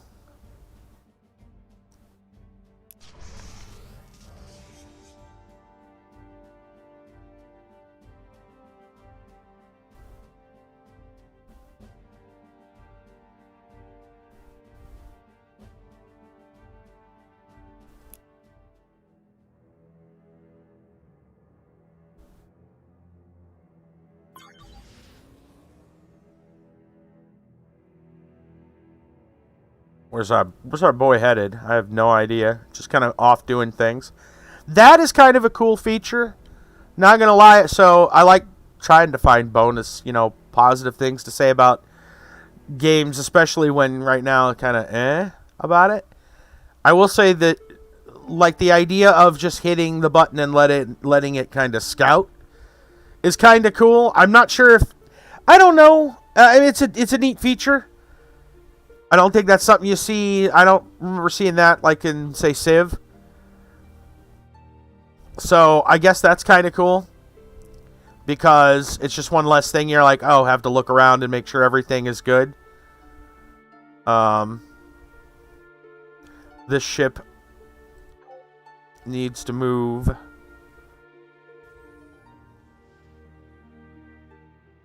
Commodore, bad news. We've detected a newly established dragon colony far side of your sector. Doesn't look like it's been there long. I think it would be best if you take care of it before they can fortify the planet. We keep an eye out for them, but we have only just begun fortifying our own system. Thanks for the warning. We can manage to silence one colony. We keep an eye out for them. You won't be doing this entirely alone. I'm sending out one of our generals back to you, along with a transport and a few ships to escort it. It's going to take them a while to get back to you, but they have instructions to follow your orders like they were your own. Use them wisely. Okay. Sure.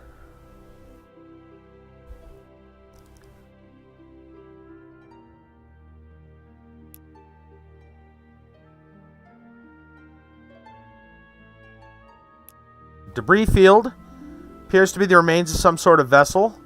In the debris, we find a moderate collection of valuable ship components, rare elements after a thorough survey. Curiosity may often be dangerous. It's also regularly profitable.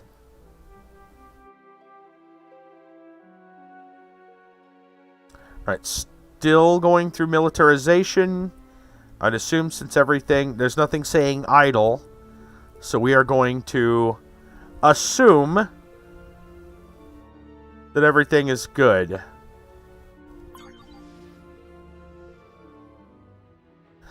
Now that we researched militarization, we can truly begin securing this sector. Militarization is key to arming and defending our fleets, as well as training our citizens how to command them. It's also a necessity if we hope to defend our worlds or conquer others. I like having new ways to blow things up. Sure. Xeno-combat techniques lead to new ways to train generals and legions.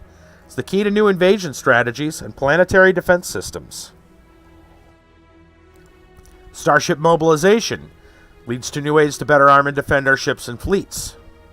Choosing which weapons and defenses to research can be greatly influenced by what resources we have access to.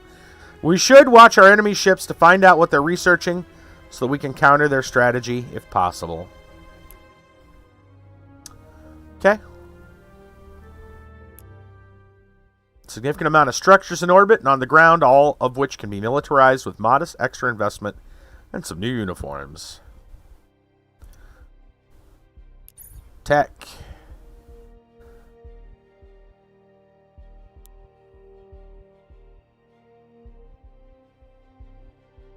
General specialization. You could train legions, defense, or invading other planets. Weapon systems. Sounds like a good idea, because looks, or defense systems, but we need to destroy, so I feel like we need to go to weapon systems. The Drangen don't sound like they're going to be friendly, so legions are important for planet takeover. Gotcha.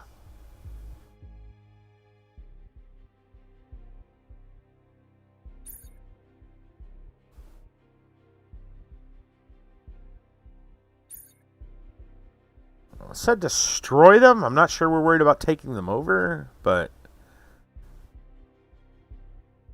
whatever. Weapons, sure. Okay. New citizen. A general. Provides 5 legions of forces to civilization. Boost to planetary resistance or settle on a specific colony. Boost the resistance of that planet. Well, because it looks like we will have to fight the Drangen, we're going to train a general.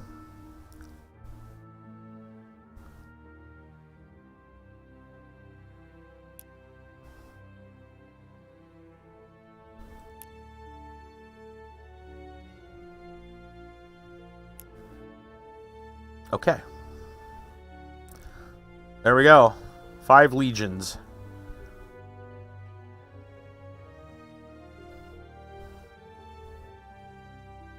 Okay.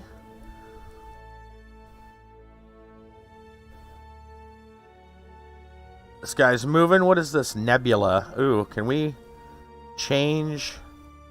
I think I need to change course. Yeah, go through the nebula. Okay, fine. There's an artifact there. It's not what we were looking for. I still don't know how close we have to be. Just says on any nearby starbase. Like, where do we build the starbase? How nearby is nearby? These are things I would like to know. I wish the game would tell me so. Especially in the tutorial.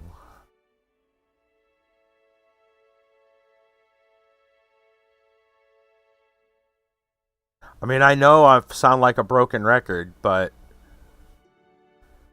it is what it is.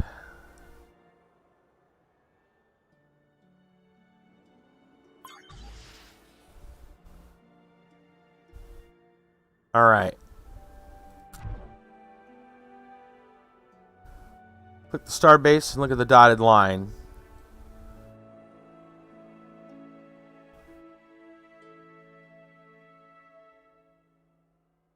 You'd have to build the starbase first. Right? I mean,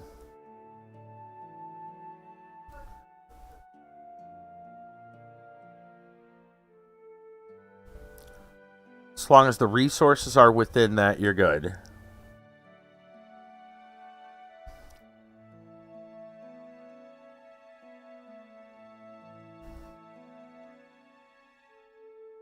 Okay. Well, colony, we've got to manage you.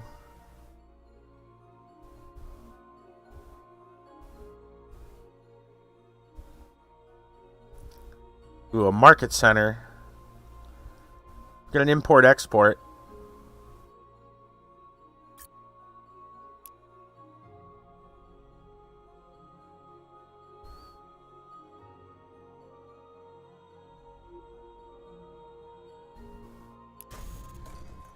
Let's do that.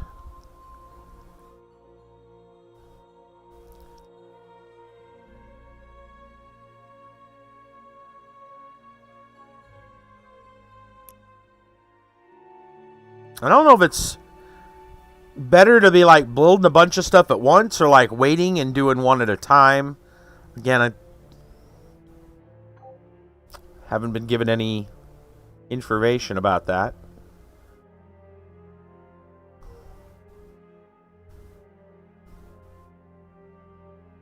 I'd be under the assumption that one at a time would be faster, because the more you'd put on the list, the longer everything would take. But I'm not 100% sure on that. I guess we haven't tested it.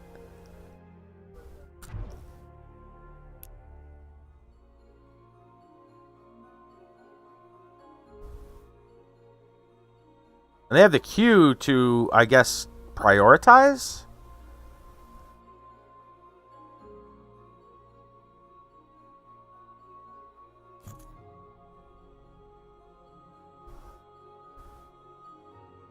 It's already an ore extractor there.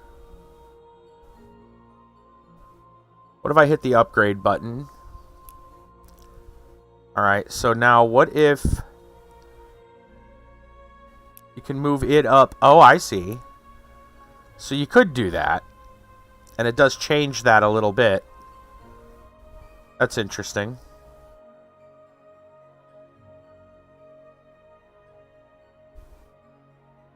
But it didn't really change the amount of stuff, which I think is kind of interesting. What if I say I wanted to slap a factory on there?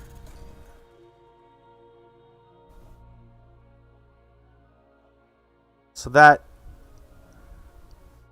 yeah, it looks like you just build a bunch of stuff at once. I don't think it really hurts anything. So you can get it done faster by making these slower. I mean, that's kind of cool. That's not a bad idea. Okay, yeah, sure.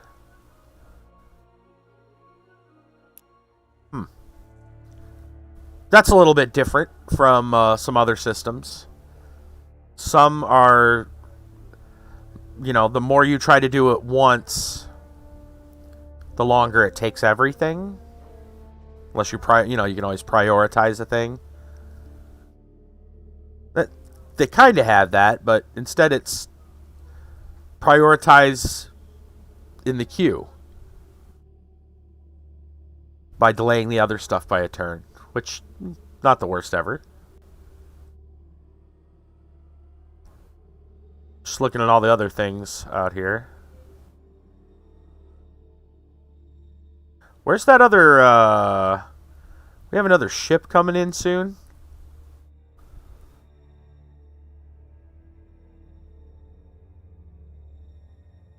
Shipyard over here. Enemy. They said we were going to get something coming in, but I don't know where it is. I guess we're still waiting on it.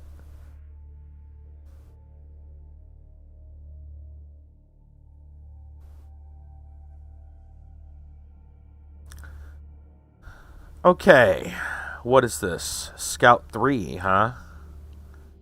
Unarmed. Well, that's fine. So, let me click on this. Was hoping to understand. I still don't understand the whole thing about the. I got to go out and build a star base there, I guess. I don't even know how the hell I'm supposed to do that. Maybe the game will. Yeah, okay.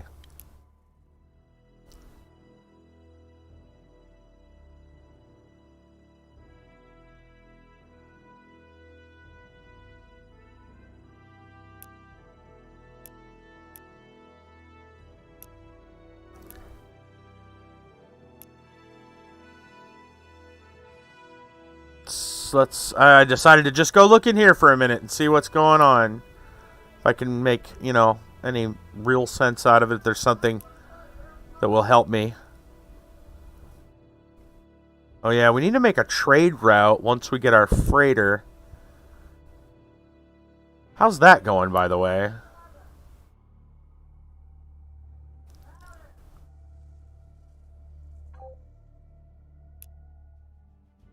In fact, talk about moving up the queue. More interested in that.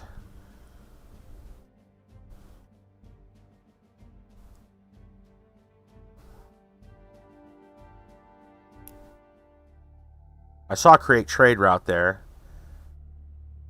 Actually, how would I... Oh, after we build the ship. Got it. Okay, it's just part of the ship roll. Okay. We need the freighter first. So. Is there anything else?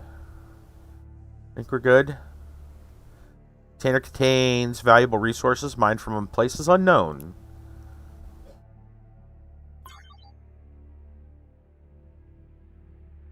Anything happen? Oh, what's this? Oh, it's just antimatter. The red ring around it made me think there was something else we had to worry about. Where's my...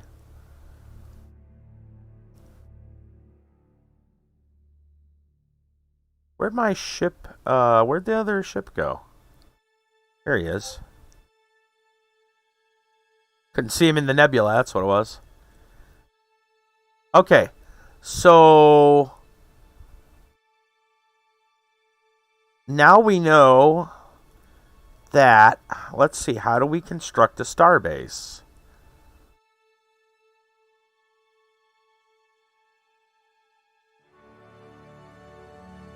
It says special, construct a starbase. It looks like we're within this line. Does that matter? Command. Make a build ship?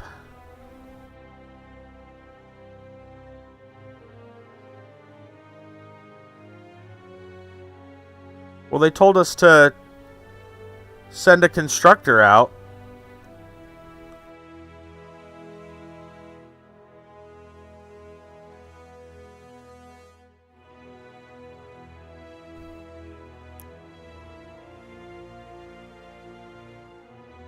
I thought that's what a constructor did, was build things. What's a build ship? I don't know.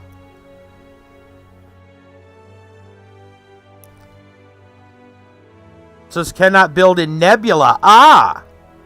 Okay, okay. No problem. Now we know. Alright, so we'll just move out of it.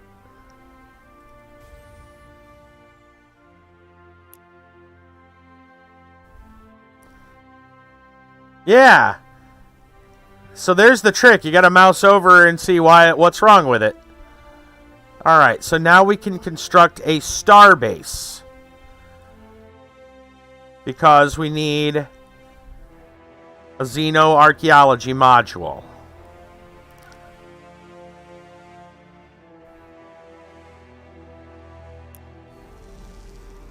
First starbase. Your people have had permanent structures in space before, but nothing like this. More than a facility, more than a place to build ships, this starbase is an extension of your very civilization. Everything you do, everything you're proud of, everything you and your people are, will exist here. There we go. Thanks to recent breakthroughs in starbase engineering, we no longer need to send out an entire constructor to a starbase every time we want to upgrade it. As long as we have the required resources, the starbase itself can build new modules at any time. That'll certainly make things easier to manage. Give me more details. Specializing in a starbase costs nothing. Determines what modules can be added in the future. Economic starbases can be used to boost the yields of colonies within their area of effect. Mining starbases... Sorry. I don't want to rag again, but yeah. More typos. Mining starbases are used to tap interstellar resources. Military starbases can be used to fortify our planets and borders, giving bonuses to all nearby ships. Culture starbases can help us spread our influence and even convince alien worlds to join our civilization. All starbases, regardless of type, can be equipped with xenoarchaeology labs that allow us to study precursor relics and ascension crystals.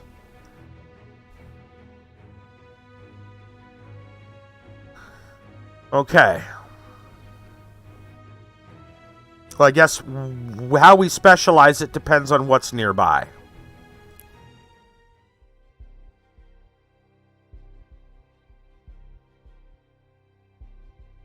Build a xenoarchaeology module. That is definitely something we want. That's the first thing we're going to do. Right. Okay. So, thanks. Yeah, thank you. I haven't even said your name yet, and I totally should. Bear Defiler. Thank you. That is the right word. Or is it Defler? Man, my eyesight is going to hell anymore, isn't it? Hold on a minute. Looks like Filer. All right. Anyway. Yeah. Thanks for pointing that out, because I was just like, well, what the heck? It's grayed out. Apparently you mouse over it. Got it the first time. I was hoping. Thank you for that. We are going to take a quick break, though. It is, well, maybe not a quick break, but a break, because it's story time. For those of you that are brand new here, we stop around the halfway point. We have our story time. We tell personal stories, hit up a news article or two. Maybe a Florida man story. High 15 likes to drop us some Florida man stories, which he already has.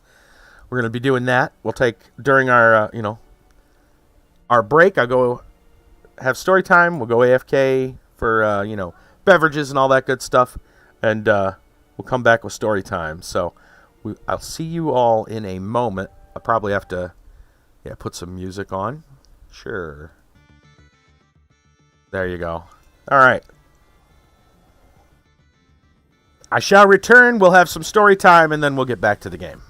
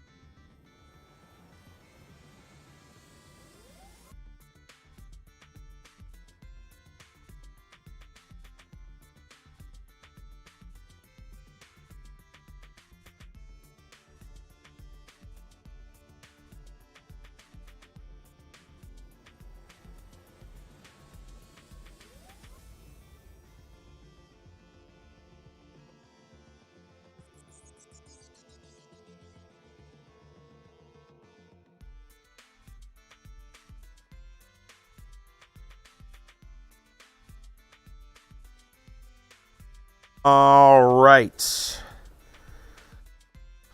I'm back, and we are going to have ourselves some story time. Let's see if I got the thing. I do. Blam, story time. There we go. It is story time tonight. If you guys want to share, you're more than welcome to. Brassel, thank you so much. If you guys, if anybody has a story they want to share, a personal story, throw it in chat. If it's a news article, if you're brand new, I might need to give a permit for links. But, that's how we do. Let's see. So, speaking of space, I didn't really plan this. Didn't think about it, but a space story for you guys. Works out really well for what we're playing tonight. From Popular Mechanics, we have the rocket engine that proves solar thermal propulsion isn't just a crazy theory. Engineers at Johns Hopkins University Applied Physics Laboratory are prototyping a previously theoretical rocket design that could someday take spacecraft to interstellar space. Their plan to use heat from the sun rather than combustion to power a rocket engine.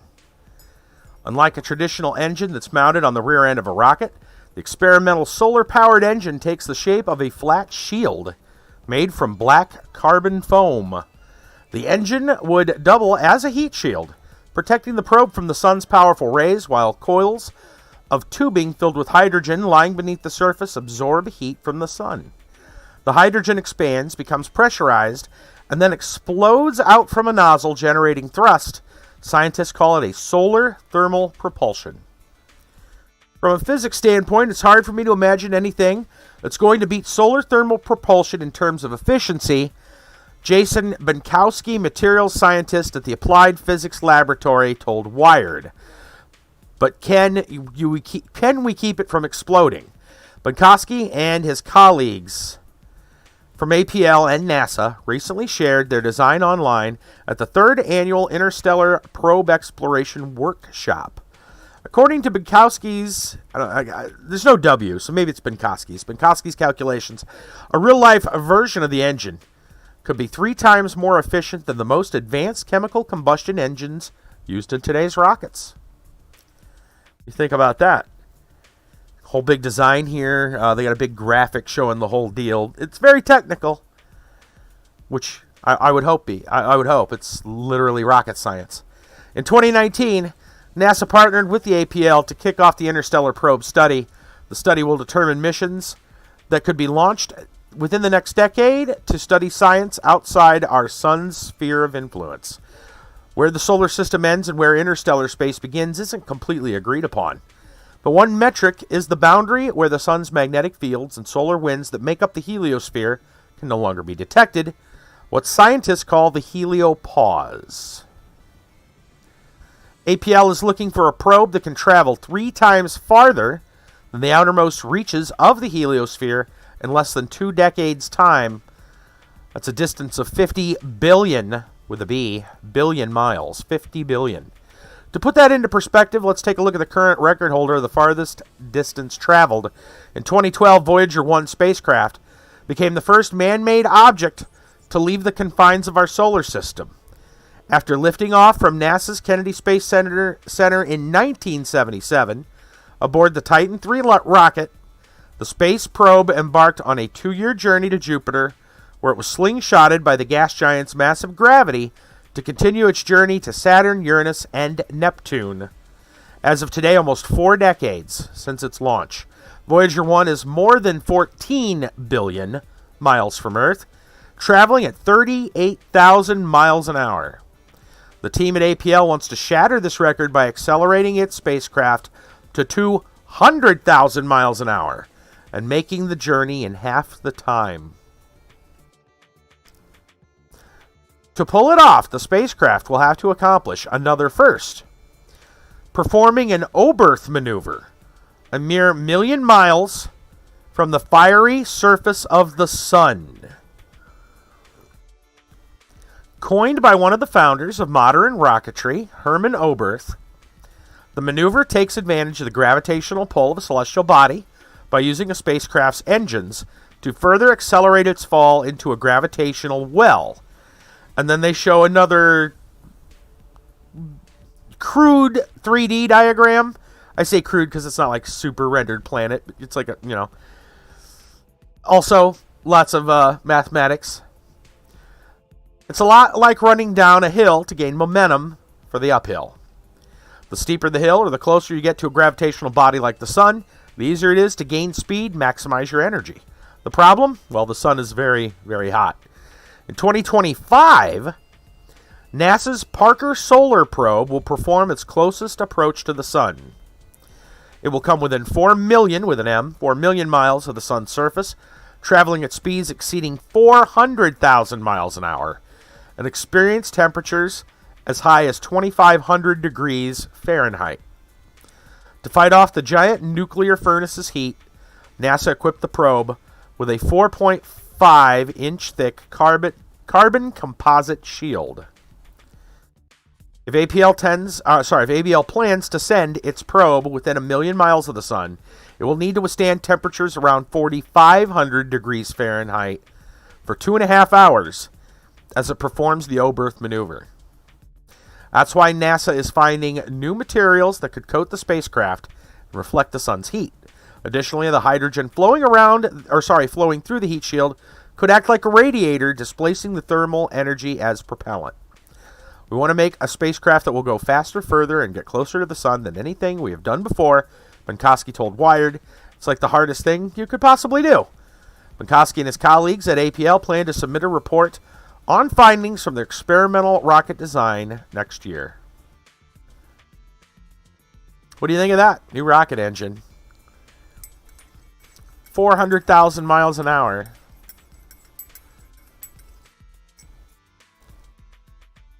Not something I think, I don't think I could come anywhere near any stuff like that. It literally is rocket science.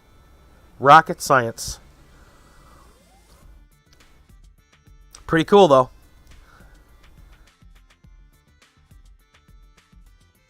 Well, looks like somebody else might have been going pretty fast. Florida man. Florida man could have been going pretty fast. Our Florida man story for today, courtesy of High 15 TD, and news for Jacksonville. We've got naked man driving stolen JSO cruiser crashes into the woods on I-10. 22-year-old taken into custody shortly after crash and facing charges. From Jacksonville, a naked man driving a stolen Jacksonville Sheriff's Office cruiser crashed into the woods just off Interstate 10 Thursday. The News 4 Jax crew watched the incident unfold. Yes, indeed. Thank you, Hi. News 4 Jax reporter Joe McLean watched the crash that happened off I-10 near the 348-mile marker just before noon. According to a JSO arrest report, 22-year-old man is driving his roommate's car and got into a crash. Jacksonville police officer found him around 11:30 a.m. lying naked in the road on I-10 near Chaffee Road. The officer stopped to try to help the man, who News 4 Jax is not naming because of mental health concerns. Police said the man at first complied with the officer, but then became combative, ran toward the officer's car, and jumped into the driver's seat. JSO spokesperson said the officer's car door was closed but not locked. The officer was wrestling with the naked man, trying to get him out of the driver's seat, according to JSO, but when the man started to drive away, the officer backed away because he was at risk of getting injured by the moving car. The officer was clipped by the vehicle as it pulled away and suffered minor arm and back injuries, but was not admitted to the hospital. The naked man drove the JSO vehicle erratically, and it crashed into the trees a few minutes later. The man, who appeared to be in a distressed mental state, leapt out of the driver's side window and started screaming. JSO officers were just seconds behind and arrived with weapons drawn and took the man into custody. The man was taken to the hospital as a precaution, is believed to be undergoing psychiatric evaluation. The man was charged with car theft, aggravated battery on a police officer, hit and run, depriving an officer of his means of communication, i.e. the car radio, and resisting police. Not the weirdest thing we've heard from Florida man, by any means. And it does sound like, it sounds like this particular Florida man has some issues that need to be worked out. So I do wonder, and trust me, I'm not trying to make any light of mentally ill people, okay? I mean, got a good number of friends and family. And so but I am trying to just make light of Florida Man in general. And it does kind of, it makes me wonder, when did the clothes first come off? Because he was already naked in the other thing. Did he get in the car originally naked? Like, I kind of want to know the backstory on that one. It's weird what people do sometimes. But yeah, kind of makes you wonder, like, how long was he running around, just driving around naked? I don't know. It's Florida Man. You never truly know with Florida Man. But, yeah. Definitely not the strangest thing we've heard from Florida Man. Tristan, what's going on? Like to believe he was naked since birth. They only caught him now. Yes. Yes. Never been clothed his entire life. He's sitting in prison right now and refuses to put on the orange jumpsuit.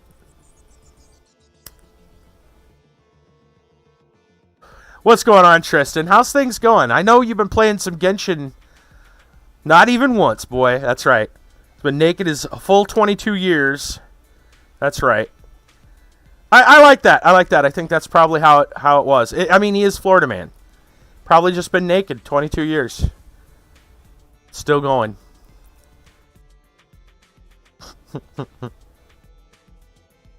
But yeah, how you been, man? Like I said, I noticed you were playing some Genshin Impact recently. You still doing that? And how is it going? How is Genshin? Well, yeah, I think that's all we got for story time for tonight.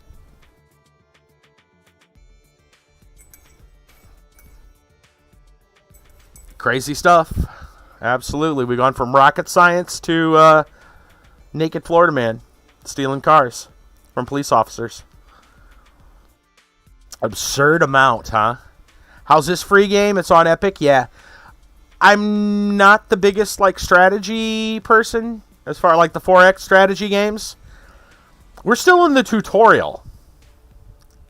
Because the tutorial I'm sure, dude, my viewers are probably sick and tired of me saying this, but you haven't been here to hear it, so we're going to repeat it because it does bear repeating. The tutorial for this game is not great. You know how most tutorials, we're gonna get back into the game here. You know how most tutorials are kind of scripted, right? And it's an event, something happens. Click here to do this thing and move the thing to the thing or whatever, right? Hit this button to build to start mining resources or whatever. Basically none of that. Just throw all that right out the window. And we're literally on the tutorial, from the main thing. Yeah. Be fine playing this game. Played Galactic Civ 2. Pretty decent at it. Oh, right on. Right on. That's another thing. I didn't play the other ones. Never played the other ones. But on the store page, it says, if you haven't played the other ones, it's fine.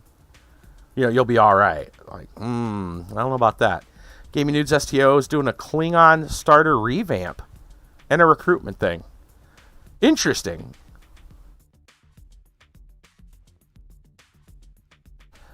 I haven't played STO in a long time. In fact, way back then, they didn't have much of a starter at all. It was really bare bones. I don't know how much they built since then. Gosh, I'm trying to think how long ago that was. Feels like that was almost 10 years ago. The game's not that old, is it? It probably is. Probably wasn't. I was just about to say probably wasn't 10 years ago, but it might have been 10 years ago. Surprise includes so many of the DLCs for Civ 3 for free with the base game. How many DLCs are there? Because when you get this version, I think it's 11 this year. Oh man, so it has been 10 years ago. Oh gosh. Wow. That's crazy. Okay, good to know. Right, so...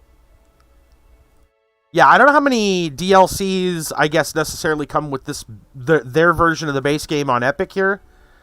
Because there's still about a dozen other DLCs available extra, a la cartes, sitting on the shop when I went to go look. The Epic version includes 2 major DLCs for free. Well, that's kind of interesting. That's actually pretty nice. And you can pick it up for free right now.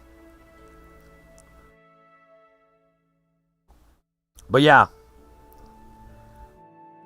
It doesn't explicitly say that, which to me would be a selling point. I would think they should specify that stuff's like just part of the game, but at least I didn't see that in the description. Maybe I missed it.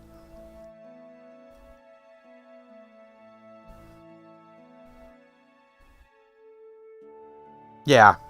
In fact, I kind of want to go see. Let me go see for a minute. I'm going to put the music back on. I'm going to go check the Epic Games store and see what it specifically says.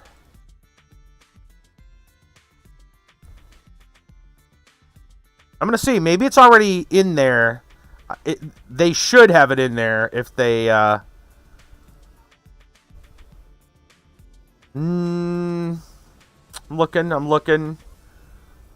Oh, no, it does mention it. It's in the about the game, so it's like the second paragraph? No, third paragraph down. It says Galactic Civilizations 3 now bundles in the Crusade and Retribution expansions. Plus, the Mega Events add-on content for an even greater gameplay experience. So it is there. It is listed. I feel like they could probably push that information a little higher up, though. If I was them, I would. Just as a marketing. Like, hey, we're giving you extra stuff. But, yeah. Okay. Yeah, it is. It's in the fine print. I didn't read it. Until now, right? I read like the first paragraph and then scrolled down and like, what are the system requirements? And okay, right? Yeah, for real. All right, let's get back to this. Yeah, if I was them, I would definitely push like, hey, we're giving out, extra content here as part of the base game now. Okay. So we're building a starbase, or have built a starbase. You'll have to, if you are fans of this game, longtime fans of this game, you're probably going to be tearing your hair out tonight if you watch this stream. I'm going to point that out because I've never played this game before. This is a thing I do blind, pretty much, well, we can't use that word on Twitch anymore. First playthrough, not knowing anything about it. Thank you for the follow, by the way. So, my apologies if you're going to be tearing your hair out looking at this and going, why does this guy not know what he's doing? Yes. Yes, indeed. Indeed. Because, for one, I don't normally play a lot of these type of games. I don't know why they don't appeal to me. I would, considering some of the other types of games I play, I would think this would appeal to me, but I don't know. The genre in general. But then it does play a lot different to Civ. Yes, it does. The other thing is that, and again, broken record, but man, this tutorial could use a lot of work. It really could. We are still in the tutorial. And the tutorial has been mostly us hitting buttons until we figure out what to do, because the game doesn't really say those things. It just kind of gives you some information. So I feel like it's stuff a wiki could have told me. Instead of like, when I hear tutorial or see a button that says tutorial, I am under at least some assumptions, right? And that is that There's going to be like scripted events or something. Yeah, this game is do the thing, but I won't tell you what you're doing. Yeah, or barely how to do it. Yeah. And that's fine for like the major like portion of gameplay, like when you hit like a, you know, new game, new campaign, should assume you know what you need to do. You don't need tooltips everywhere. But when you hit the tutorial button and go, teach me how to play this game, and it goes, nah. Well, maybe. But nah. Yeah, the new player experience leaves a lot to be desired with this game. I am fumbling and bumbling around, to say the least. And we are trying to eliminate the Dragon Colony. Will we be able to do it before the end of the stream? I do not know. We just basically started military. Crap tutorials. Yeah. Yeah, I agree. I will say, though, Civ 6 did have more in the way of tutorials than this. Like, when I opened Civ 6, when that was available, it was freaking like 14 chapters of tutorials. Are they going to explain everything about the game? Probably not. And I get that. Like, a tutorial should at least give you a general direction of what to be doing. And a game as complex as these, I feel like, you know, it doesn't seem like it's out of the way to do that 14 chapter tutorial system that they did, right? Yeah. It's unfortunate. Like, you have to go watch a video of someone else to know how to play. You're certainly not going to get it here. You're going to see me learning how to play badly. Alright, I'm just going to hit the button because I think we're already doing stuff with everything else.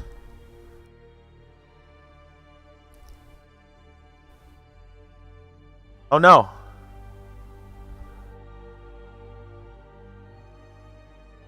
Most strategy games have learned by watching YouTubers play or trial and error. Yeah. Well, I mean, most of the YouTubers that are doing it, like, there's a difference. Like, if I wanted to make a YouTube video about a game, it's going to be something I at least know something about. And make a, here's how to blank. Right? This is, let's go in and see what this game's like. Holy cow, there's a lot to do, and no way to understand it except through your own trial and error. Like, good to know. Some games have better tutorials than others. Okay. It looks like it is drawing the research. I assume by the little line, the little squiggly, I'm assuming that means that it's close enough. I'm going to hope that means that it's close enough. Why else would that line be there? Oh yeah, it says Deep Space Starbase. So us. Yeah. Okay, good. We're close enough to do stuff.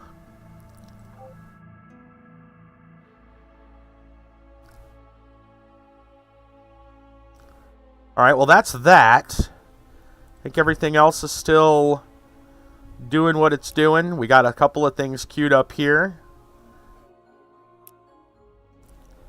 We got our shipyard making a freighter.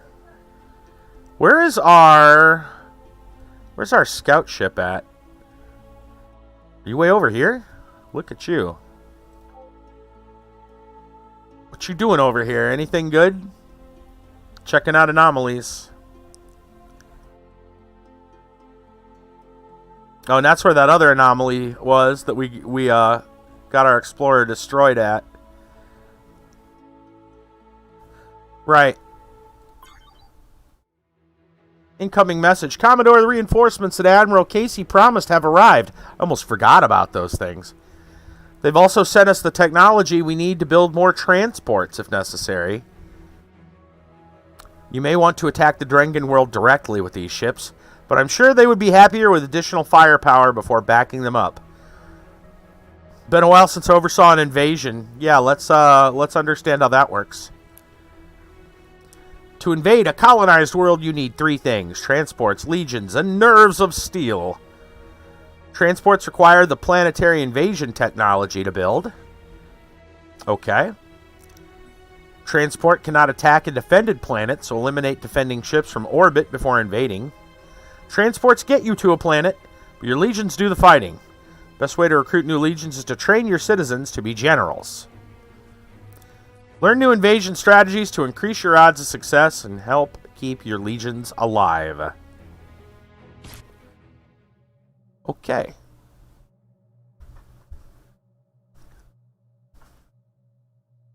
Let's see. Whoa, what all's going on over here? Ah, there's our ships. Okay. Transport, a frigate, another frigate, and the Explorer.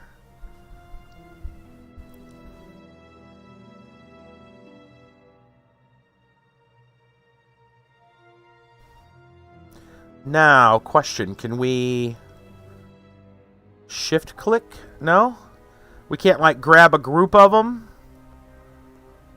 I'm looking to see if there's some way to select more than one thing. I guess not.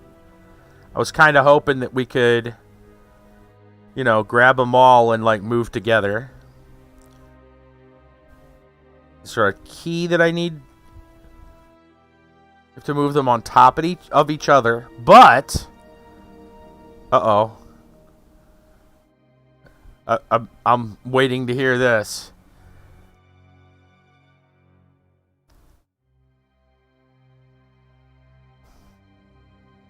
That's probably a bad idea for some reason.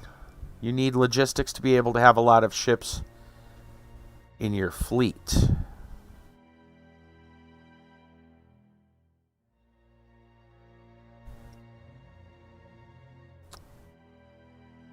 Logistics.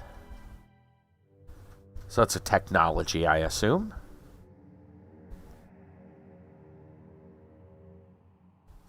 More logistics research. More ships in a party. Ah! Okay. Okay. Got it. Got it. Okay. So.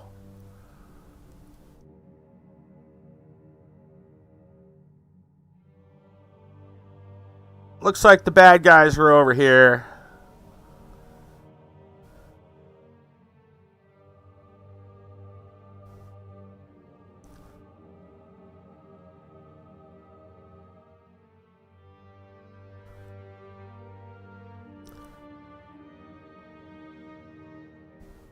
So I assume our job will be to start building, well, we will want to go eventually that way for an attack, but I got a feeling we're going to want more stuff. So I guess for now, we might want to go ahead and just kind of keep them around our own stuff so they protect it.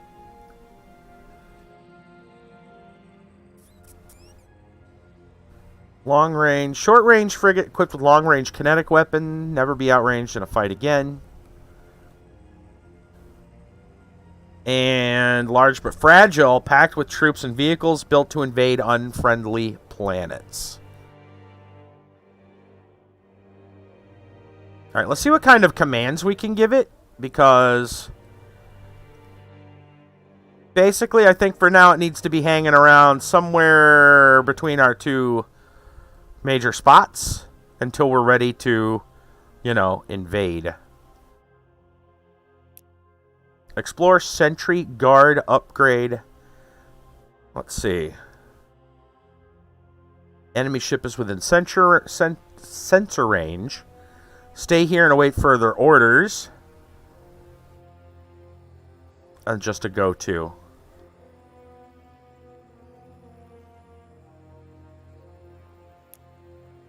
Right. Well, I can do the same thing by going and just right-clicking kind of here. I think we'll be doing similar things with the rest of these.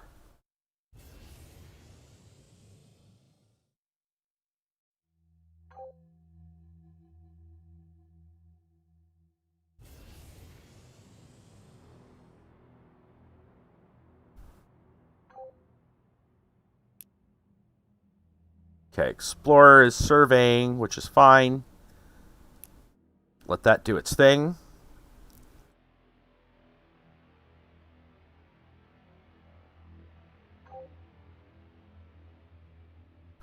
That's still building the freighter. Should be done in a turn. That's good. That's got a queue of things that it's working on. Is there anything else we need to be building? Maybe I'll just wait until we get... Yeah, we'll wait for now. What about the starbase over here?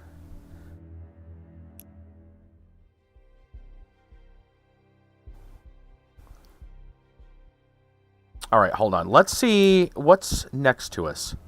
We've got an artifact. We've also obviously got this, which is the relic, antimatter, a nebula.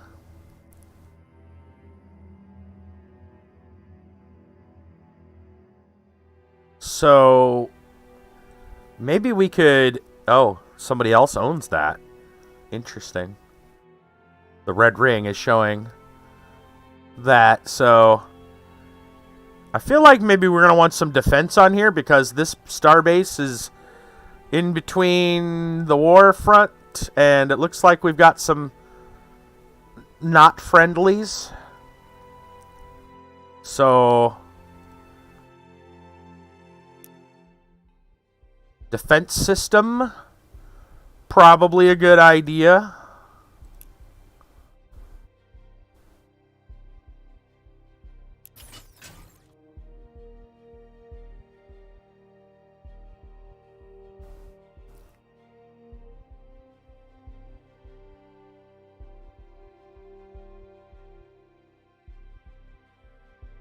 Perimeter scanners, military ring.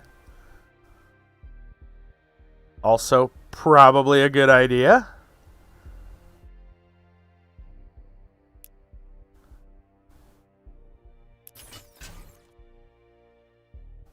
Okay.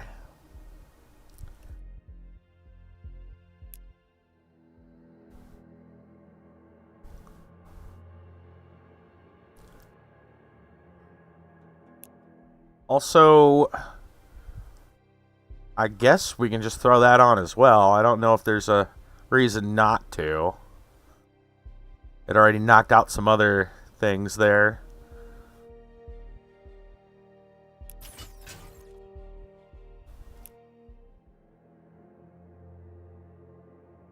Okay. I think we're good. Oh, I just saw that. Uh-oh. Something's going on. I saw somebody fly by over there.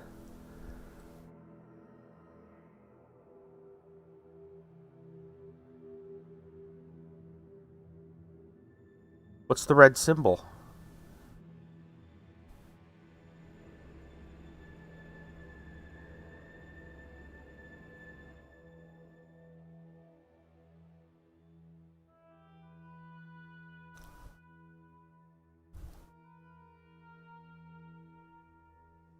Well, with our sensors, we can now see there's a starbase nearby. They're grabbing some beam weaponry, it looks like.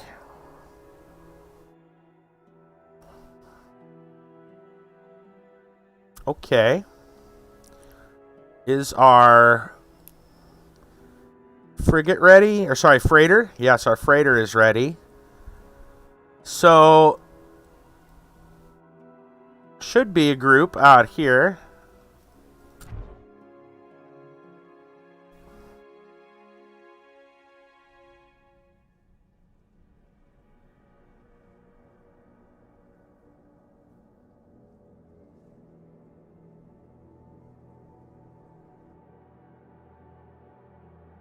Okay.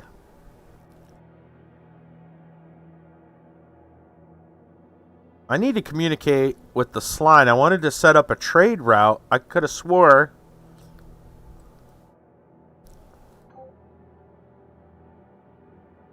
We're figuring it out. Let's see. Diplomacy.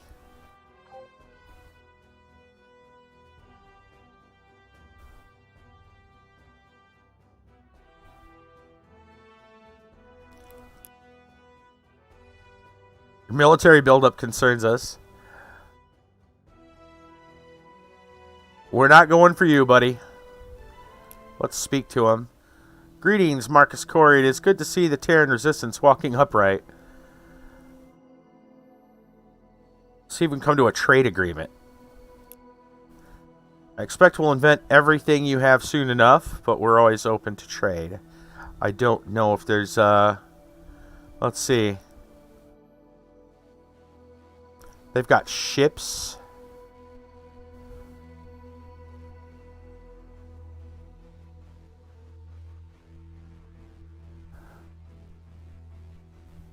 I actually don't know what we need.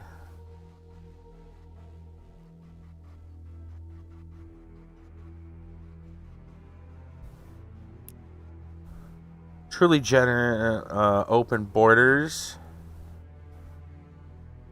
Oh, I see. Okay. 50 turns, I see. Hold on.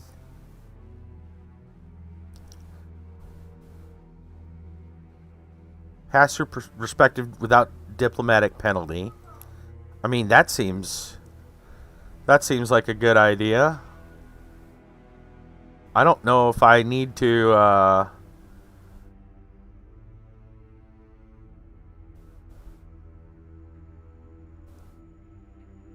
wonder if I can get something out of it. Oh, that says a lot more than that to be interested, of course. Kind of figured. Let's see. Universal Translator. They probably already have. I mean, if we're going to be friends...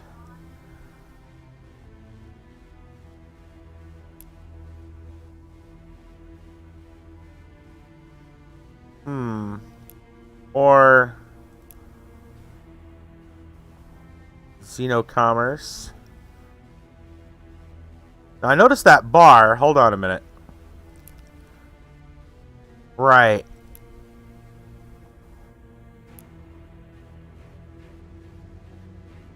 Interesting. Alright, let's go with that. And then... I wonder if maybe we can get a little bit more out of this, because I see the bar moving.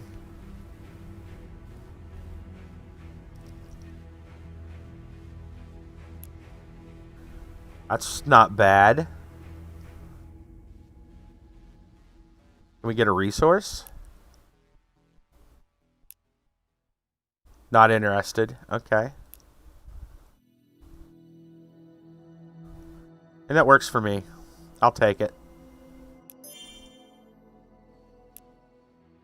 Completed our research in artificial gravity. Researchers are very excited. They believe this new tech will lead to breakthroughs in just about every space-related field of study. Tell me more. Artificial gravity is key to more advanced drive modules, systems, and better orbital manufacturing techniques. Interstellar travel will lead to faster drives, as well as better ways to survive and exploit deep space. Orbital manufacturing is the key to building bigger and better starships. By studying logistics, we can learn to better manage larger fleets and more efficiently mine interstellar resources. Okay. That's great.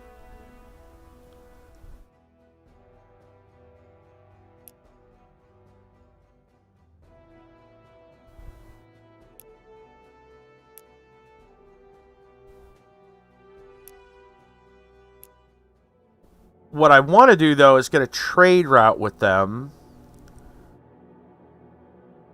I'm trying to figure out how that works. We've got the freighter.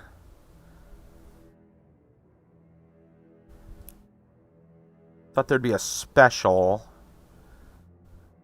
Establish trade routes with distant worlds. This is their world here, right?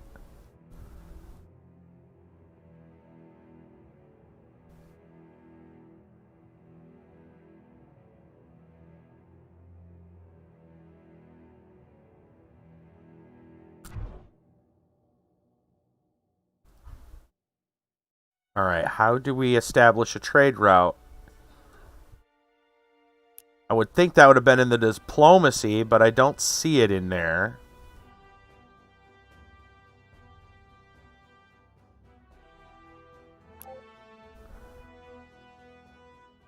specific trade ship.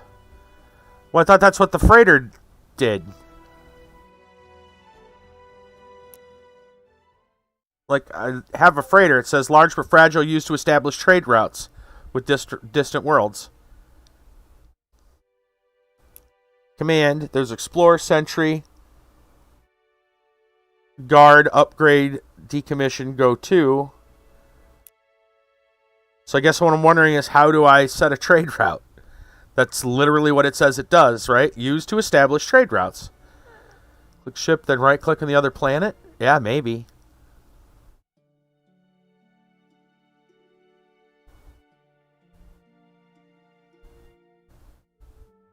Maybe I get close enough? Yeah, I don't know. That's what it says? We'll try it. That's about all I can say.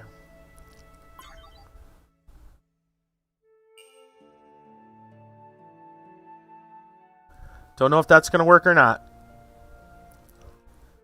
But these guys are still moving into position. What do we got over here? What are you? Oh, you're the scout ship.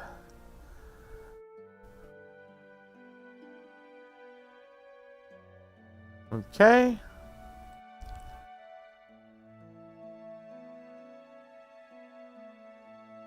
This music is very relaxing and peaceful, which is funny because we're finally getting into the portion where we're going to start blowing shit up. I feel like this music should have been... I don't know. I feel like... Yeah, I don't know.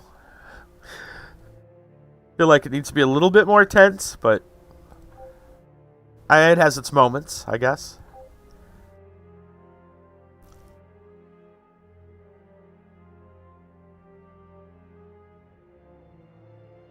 Everything else is good, I guess. Well, they're doing the treasure hunt. Maybe there's something else we might want to do.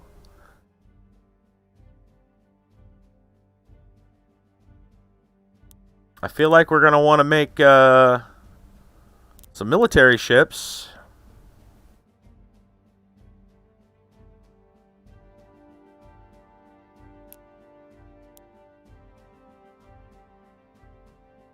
There's a bomber.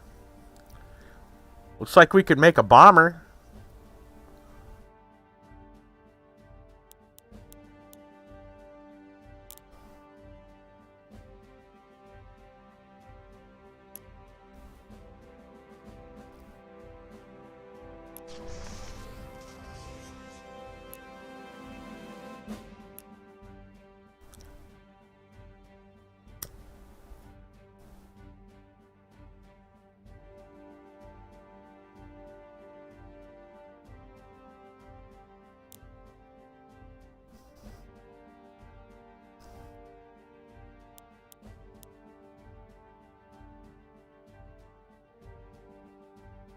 I don't know if there's anything else we can... that we really need to make.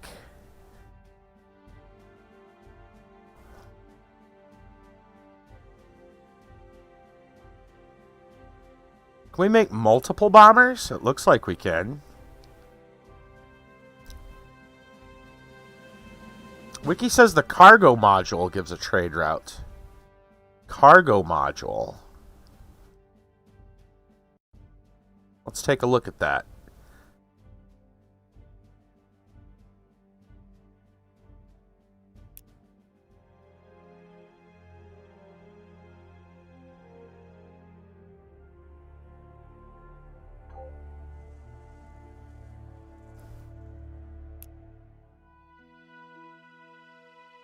Ah!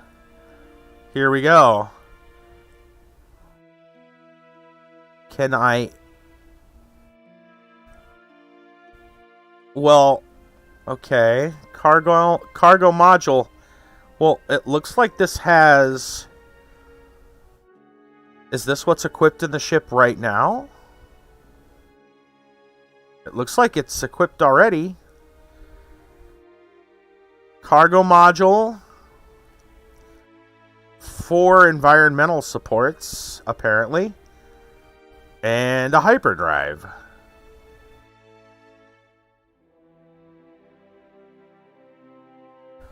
Or am I wrong? Or is that an upgrade? Or cargo component? Yeah. And it says there's a cargo module. It looks like that's there.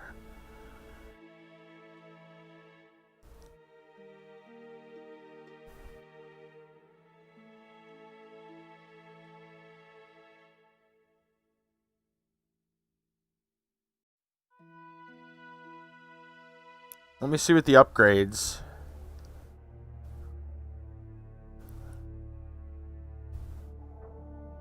No, that doesn't seem to be it.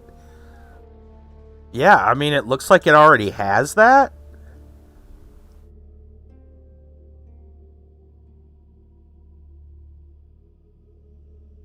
The weapons, obviously, but that's not what it's supposed to be for. I mean, supposedly that's what it does. Seems to have it.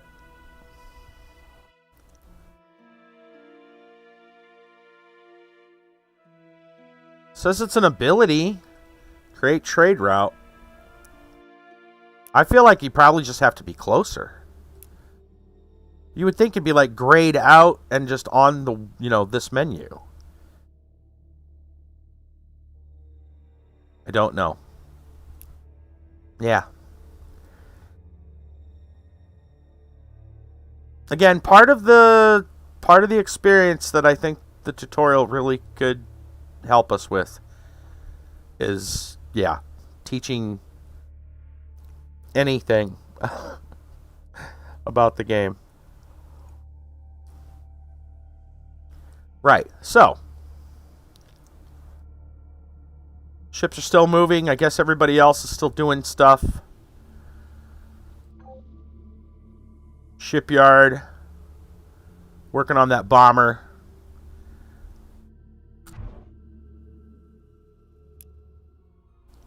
We're still making stuff. Sure. Oh boy, stuff's going on over there. Saw those ships.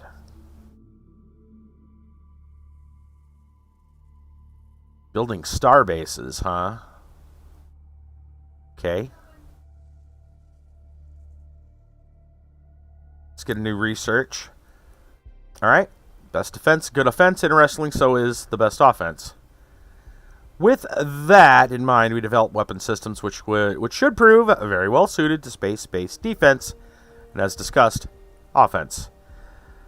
Lasers, enhanced laser, Sparrow missile, railgun, advanced star-based defenses, upgrade ship designs, prototype stuff, and a sniper. Beam combat. Oh, wow. Huh. Prototype bomber. Okay.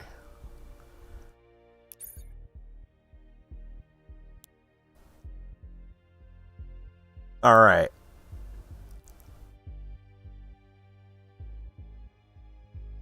All right, what's the next thing? Construction of a larger hull size.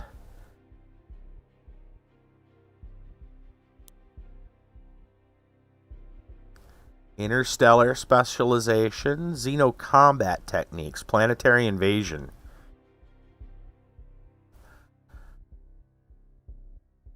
Well, I mean, we do already have a general.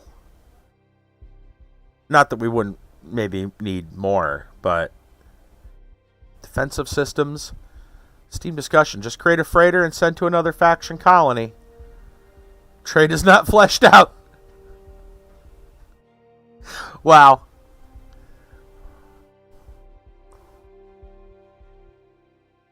Okay, then.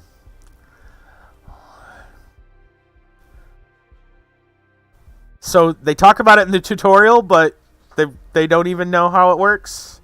Or at least the Steam community doesn't know how it works. And the developers aren't telling.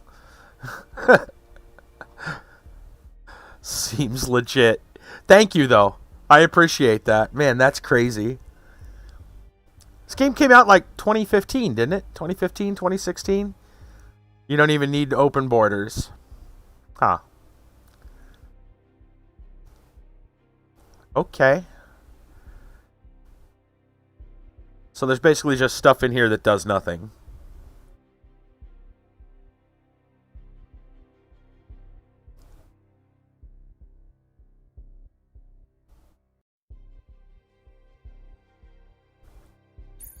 I'm just gonna hold back a chuckle. I'm think we're gonna go for the planetary invasion route, I guess. Because we gotta eliminate the colony. It's gotta go somehow, right? Probably war.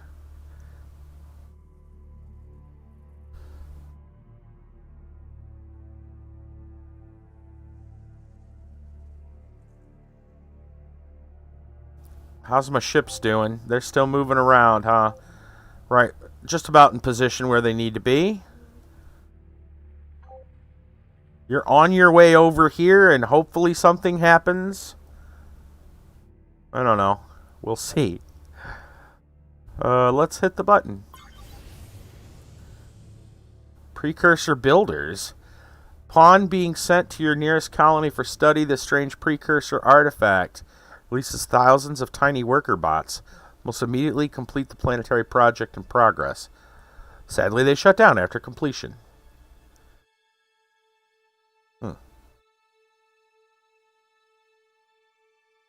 We have an idle ship. Ah, this one here, the frigate. Well, we want to... I assume we want more military before we go invading. Because there's already some red here. What do they got here? Building star bases.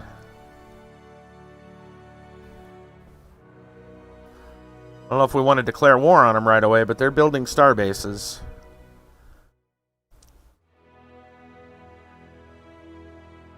Here's some pirates. Hi's like, me, no navy. Norway, I'm gonna denounce you. You have no navy. You build one ship. Norway, a strong navy. That's a beautiful sight. one ship. Strong navy. Alright, these are pirates. Nobody cares about pirates. Right?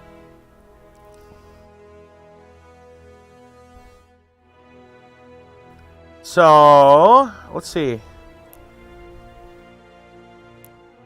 So if I click on him and right click on him, will it fight? Oh, he's gone. There we go. I guess we'll watch it. Yeah.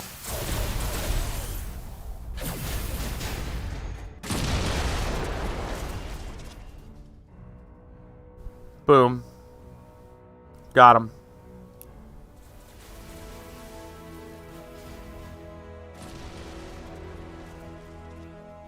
Pirates destroyed.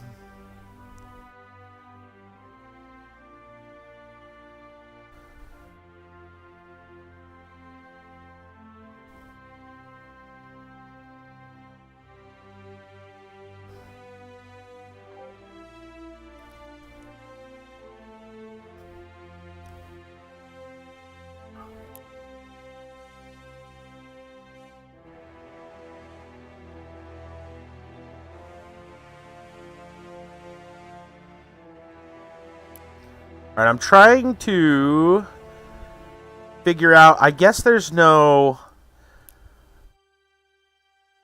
just within sensor range. I wondered if there was... I mean, there's Explore, but... I don't know if I want to do that necessarily. Rather keep them for combat. Maybe I'll just move manually.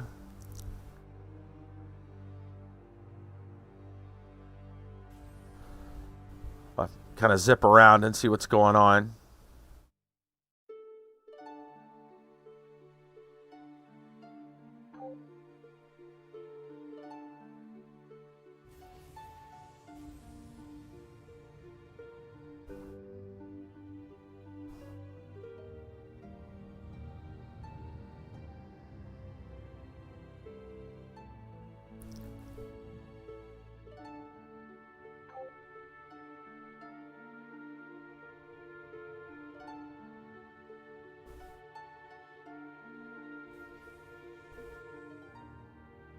Not quite close enough to battle.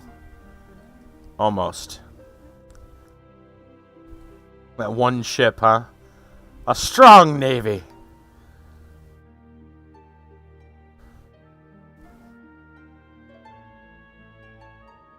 Okay.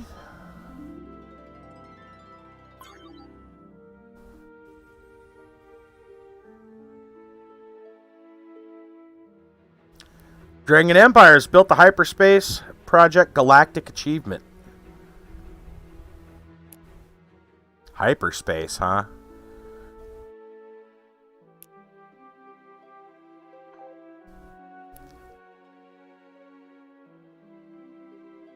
A pirate.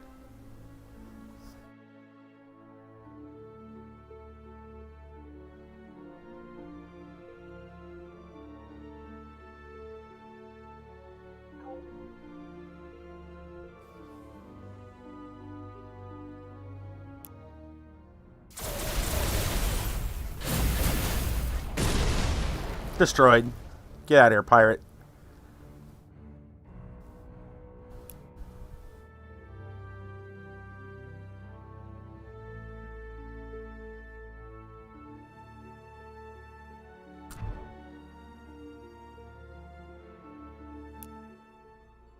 Working on a factory there right now. That's fine. Shipyard working on a bomber.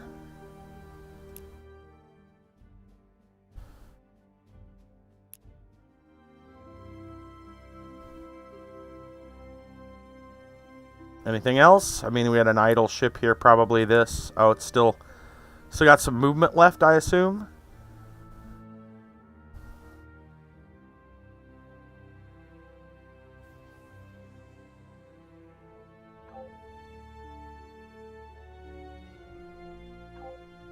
Okay. This guy's still going. Making that long haul. You know, maybe we should be sending somebody over there with him. He ain't got no weapons. I don't know if that's worth it though, because apparently it's not fleshed out, so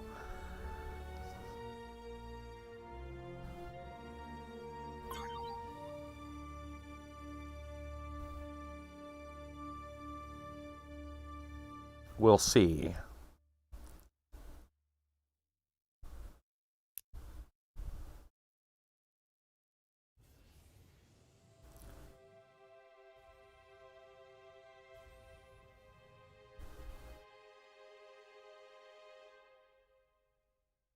It's like it's building star bases. Not happy about that.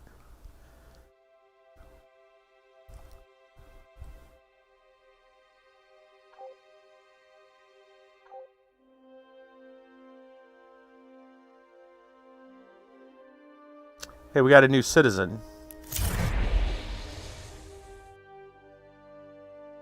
Well, since we're going to get into conflict, I guess more generals makes more sense.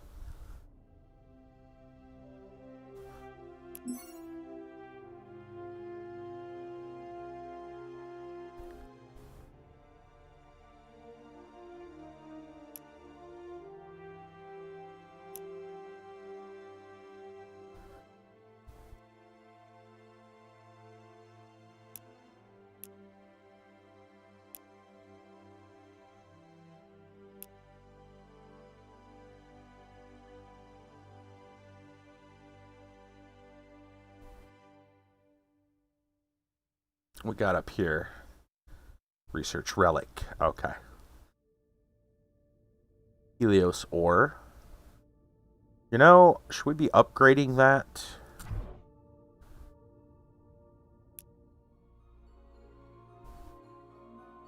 Factory constructing right now. It looks like that's...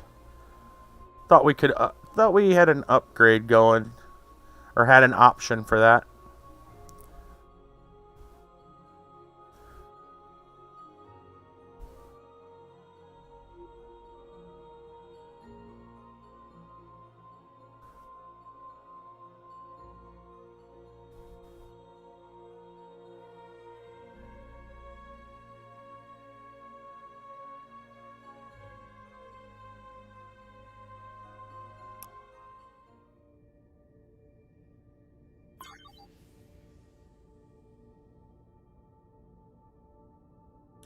Okay.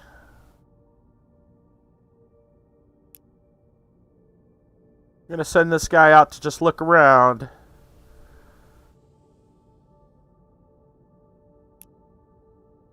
Same here.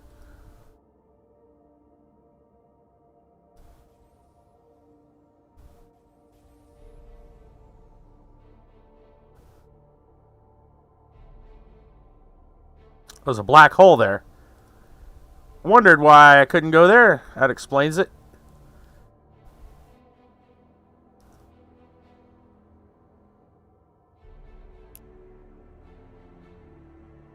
Bomber is ready.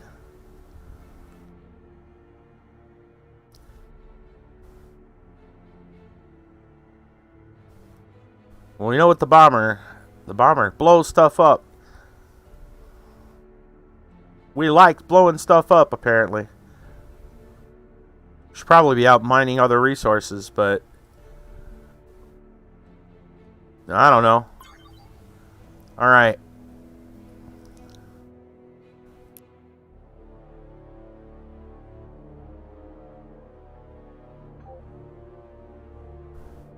More enemy space.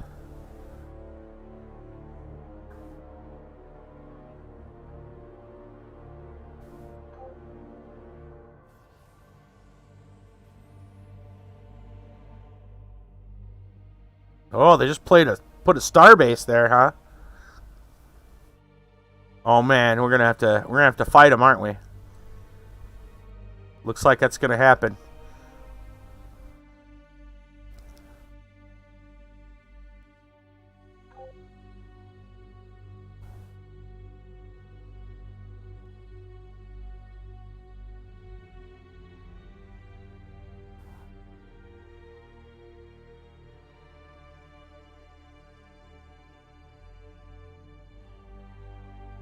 Feel like I need to get them out of there.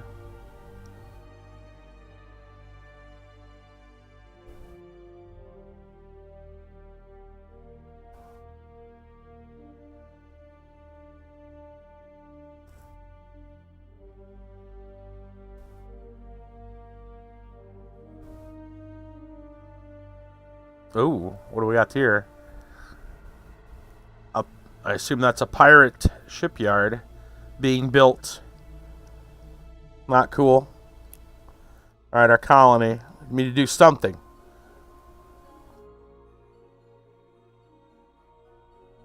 We not built a bank yet?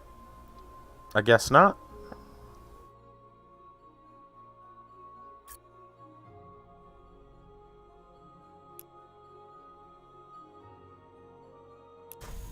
Alright. General Dan. Promoted from lieutenant. Yes. Exactly. Lieutenant Dan. Yep. Sorry, I was, I guess, busy just looking at everything in here. I didn't even notice that. Yes, General Dan.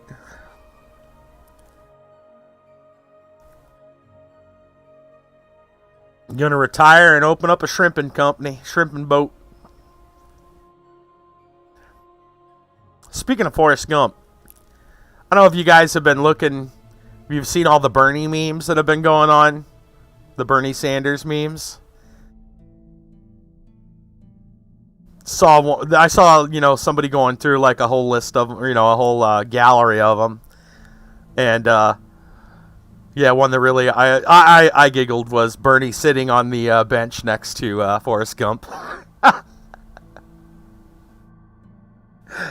That was pretty good.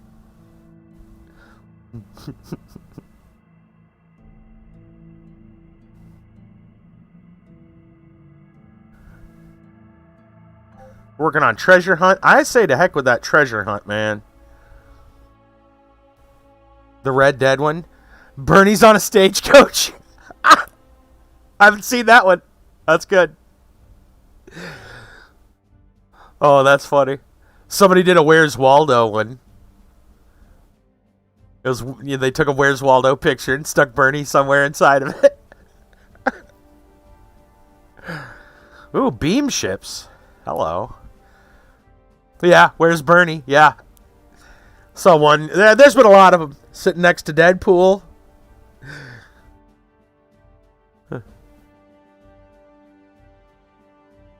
Sniper. I believe we need to build some new stuff.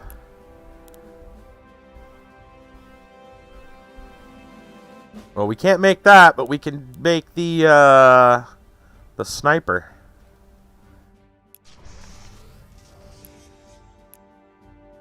Make a sniper ship. Why not?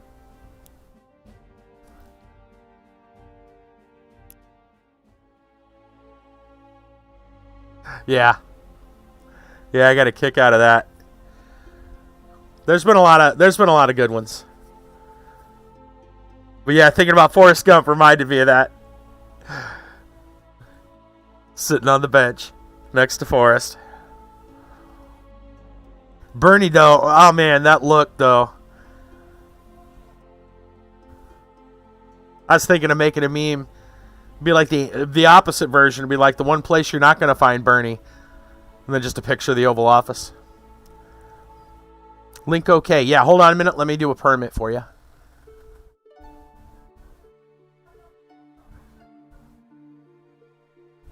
Resting Bernie phase. Hold on a minute. Make sure I got that. Can we copy from here? I hope I can. Two cats yelling. What's going on? Permit. There we go. Link permitted. Oh, you got him? Thank you, thank you. Let's take a look. Two cats, how you doing? Yeah, resting Bernie face. All right, let's take a look at this. What do we got from Reddit? There he is on the stagecoach. Oh, that's good. Oh, that's good. I love it. I love it. Oh, my goodness.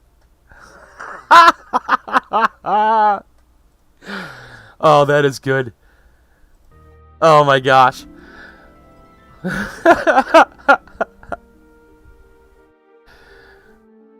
Yeah, those are... Man, those are the best right now. Those are the best. But I mean, yeah. I got a feeling the one place we're not going to see Bernie is in the Oval Office. It's just not happening. He's getting up there. How old is Bernie now? He's kind of let two of them slip by. I don't think it's going to happen for him.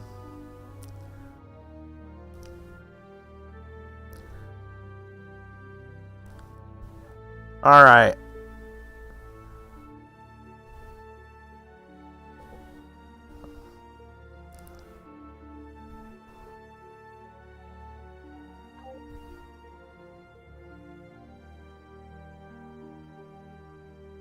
I guess everybody's good there.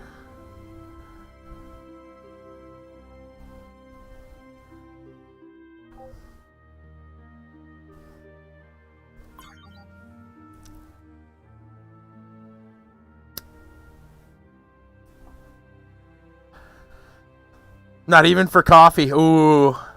Actually, considering how things have played out for him, yeah, probably not. Probably not.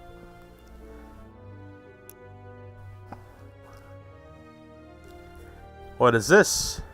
Oh, the small ship. Man, we could be jerks right now.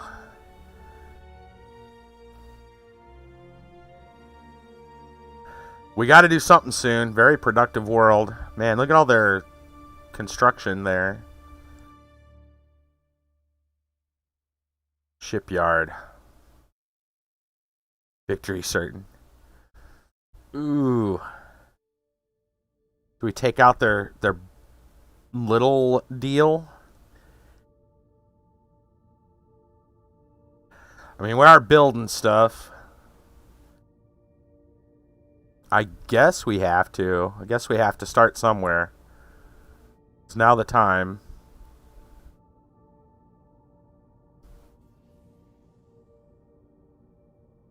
All right, we're doing it. Hey, buddy. Get out of here, space orcs. They're not going to be happy. I'm surprised there isn't like an incoming message like, yeah, they pissed.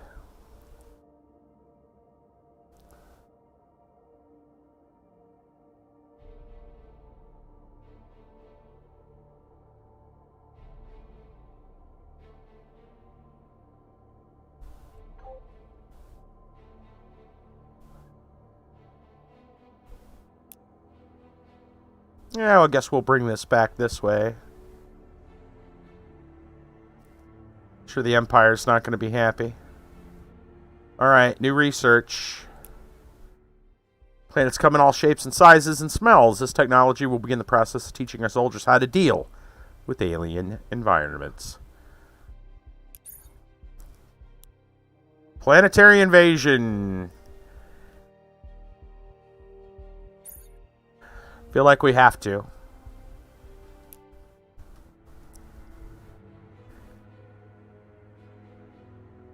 Is there a key to quickly go between ships? Well, that'll do.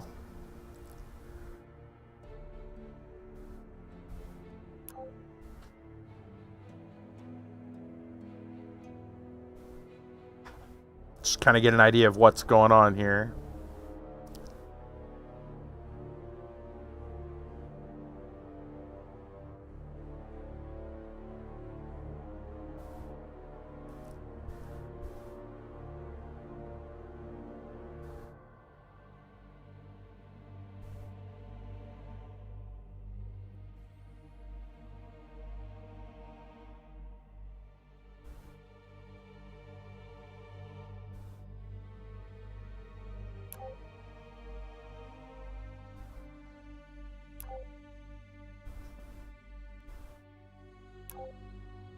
Oh man, freighter's making it.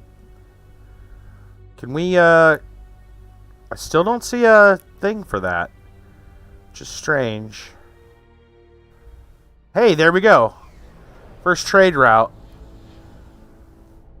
Did just right click and it did it. I'm surprised we didn't have to use a thing for it, but whatever, we got it. Minimal ceremony. The first of your trading frigates pushes away from its slip. Will bring back with it a small portion of the galaxy's wealth. The first in what will surely be a long series of profitable exchanges for your people. Okay. So the freighter's gone now, so I guess that's, yeah, you just send it over there. That's how that works, I guess.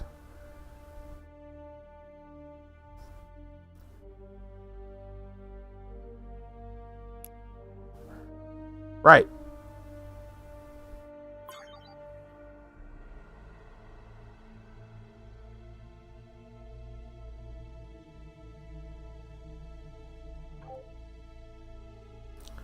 Guess we're gonna try taking out this starbase.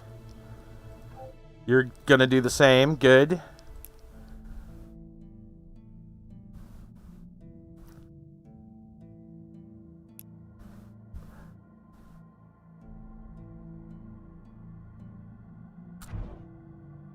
Still working on the bank. Still working on the sniper.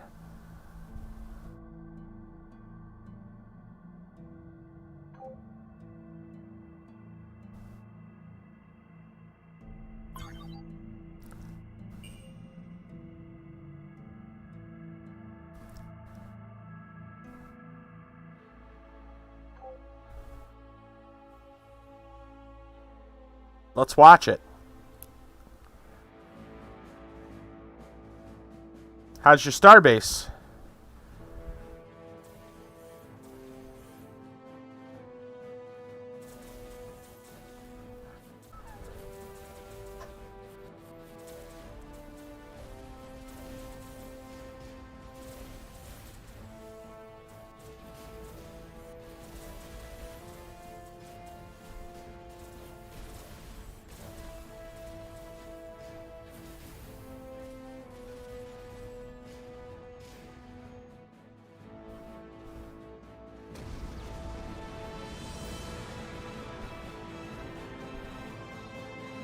I'm sure that got their attention.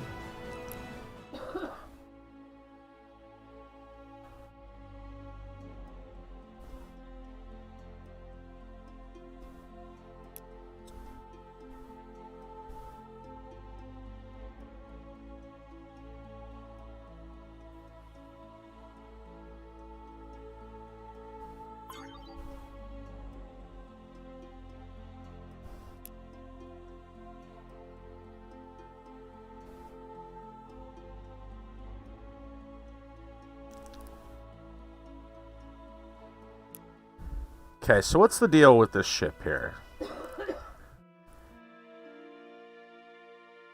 What can we do? I mean, it's a cargo transport ship. Has the ability to invade planets. Do I need to put... How does... so what I'm wondering is, do I need to put people on it? Or is that just part of the ability... Just assumes you deploy the legions.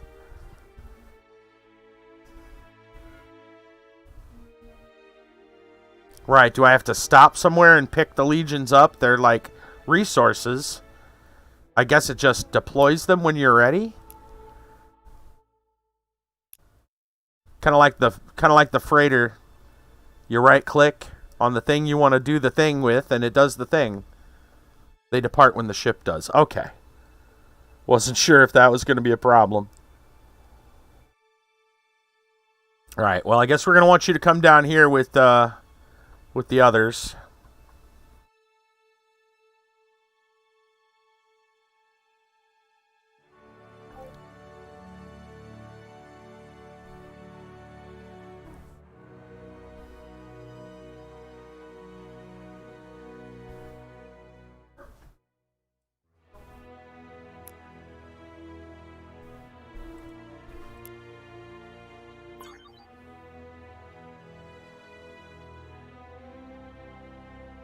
Explorer doing its thing. Like colonizer ships, they just go out and do the thing, yeah.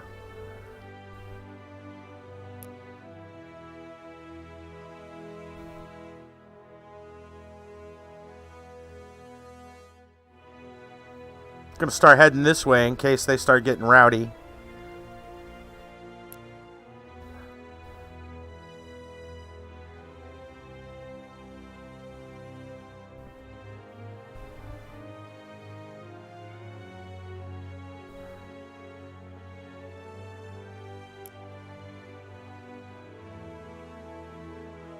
Sniper, huh? Ready to go. Send you out roughly that direction.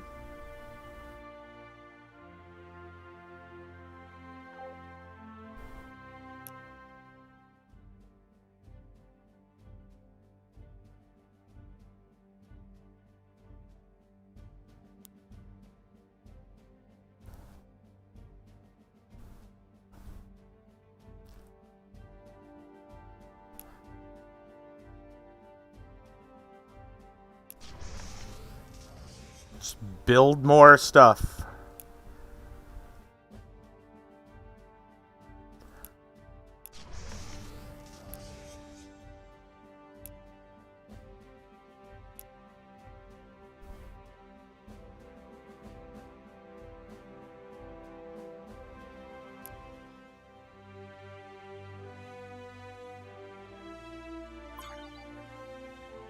Oh, here we go.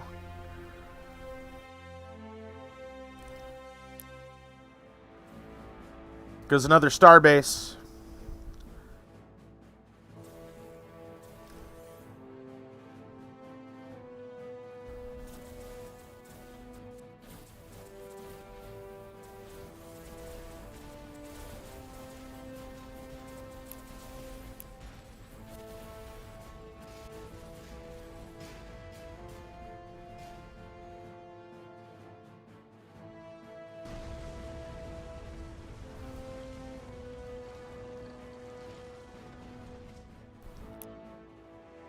They're not going to be happy about that.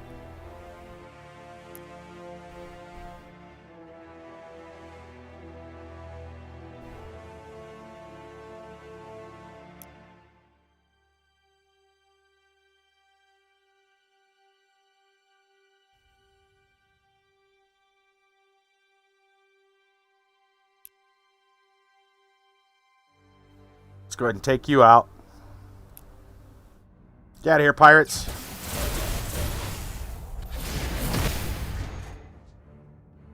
Still haven't figured out all the controls on the camera. It seemed like for a while there, on the star bases, like I could only move like left, and then I couldn't move back right to watch the star base blow up. So I'm a little confused about that. Not sure what's going on there.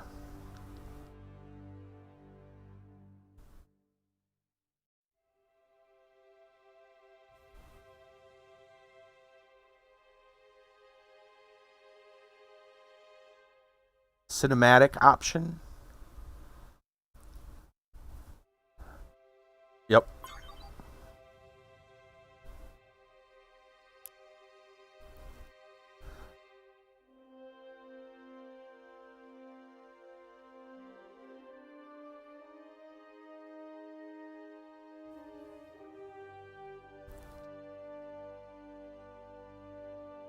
Are we producing stuff still? Got to make sure.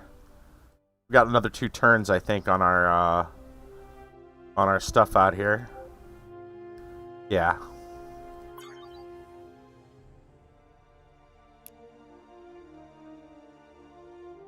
Research relic, of course.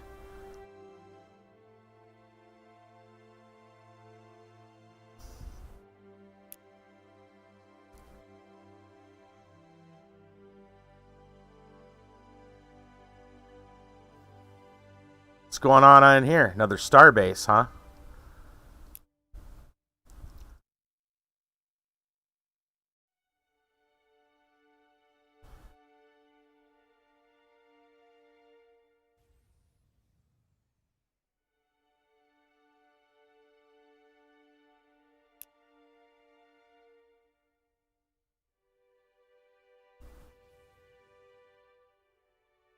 All right. What's our colony up to now?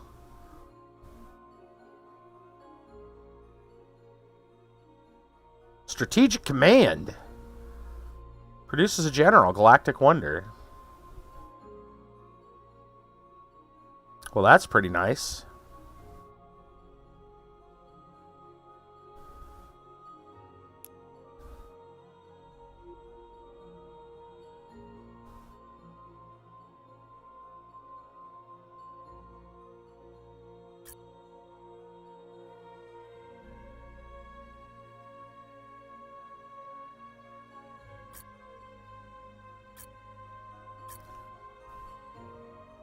So is that a buff? I'm still trying to understand. Because, like, it's in a bad spot. It's a... yeah. Feels like it would take longer to do it there.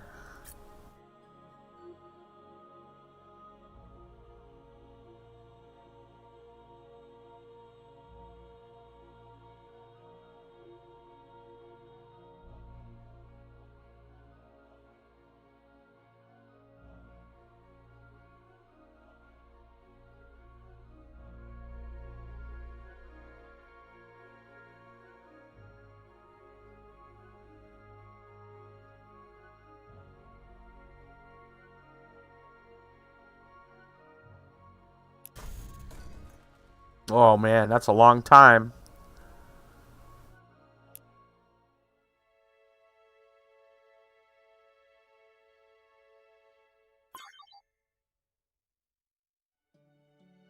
Okay.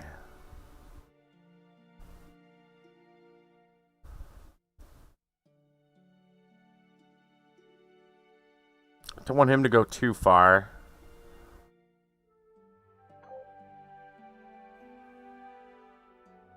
Can you not get there?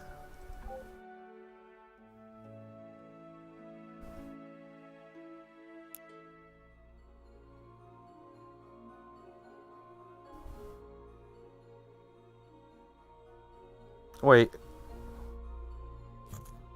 Is that already done? I don't remember rushing it.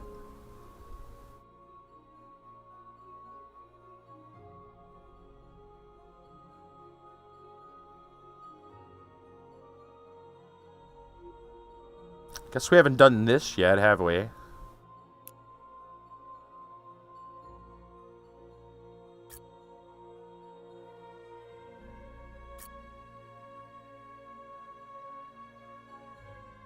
Convert a small percentage of every tile of influence you own into tourism. Yeah, I'll put it there.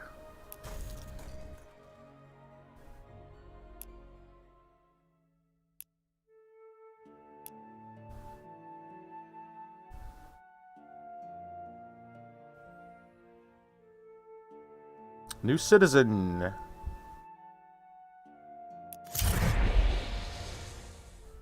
Man. They make a big deal out of that new citizen.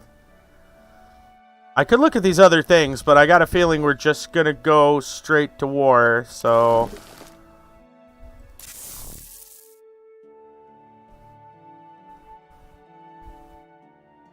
Yeah, yep.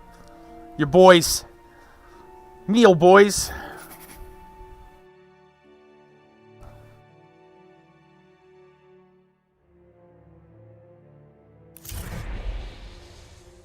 And you might as well just go with it. More legions.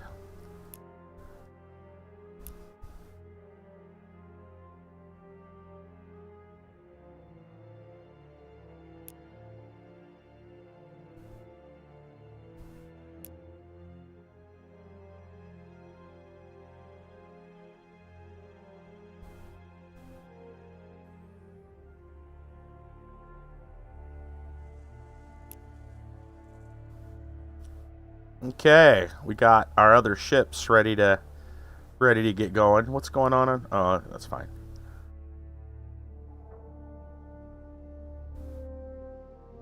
Move them out, I guess.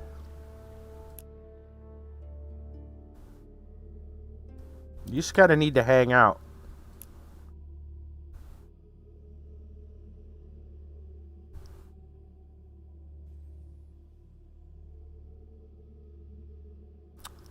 Is our shipyard. Still working on the other sniper? Okay. Confirm battle. Victory certain. Starbase. Another starbase coming around. Yeah, I'm not sure what... It says it's free camera. Top down. Cinematic. There we go.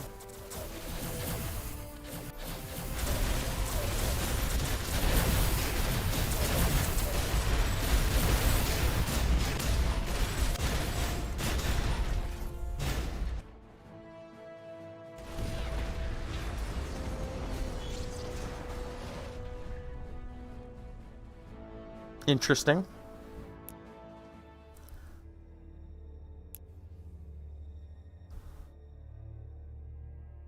All right.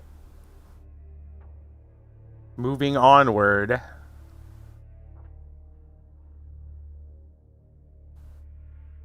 They've got to have defenses. It's a destination outside of the fleet's range. Well, just move.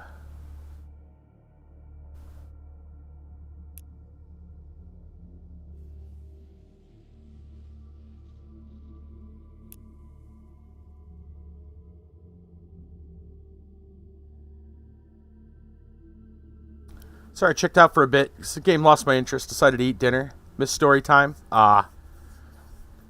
It's alright, man. It's alright. We were discussing... what was it? New rockets. Space rockets, which was very appropriate to what we're playing. And then, a naked Florida man appeared.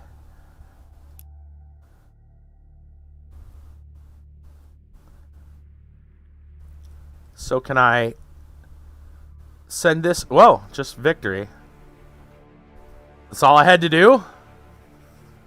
They had no legions? It says start. Oh, he wasn't running down the street. He actually was in a vehicle. How was that? He stole a vehicle, and then the cops came? And then he stole the police car? Florida man doesn't need a reason, though. That's right. Oh, I thought we were going to see a battle. Congratulations on removing the Drengen from the sector, Commodore. Well, on your way to building us a valuable new colony. Our fleet will be reaching Earth soon. Yeah, he was naked the entire time. We don't really know when... That was part of the question, actually. We didn't know how long he was naked. Tristan Gold came in and said he's probably just been naked since birth. All 22 years. He's never had clothes on ever. Which makes perfect sense for a Florida man. And that's what we're going to go with. Just been naked his entire life. Yeah. Florida weather is nice this time of year. Oh, there you go. Fleet will be reaching Earth soon. Don't know yet if this little backup plan was necessary, but your efforts will not go unrewarded. Either way. Glad I was able to be of service. Don't think you have to worry about getting bored. One way or another, expect this crusade has only just begun. We'll fight it together. Dragon Empire's been destroyed. Get out of here, space orcs. Victory. Wasn't it in the 30s? I mean, I don't know. In Florida? Well, that is some fanfare. That is definitely some fanfare if I've ever heard any.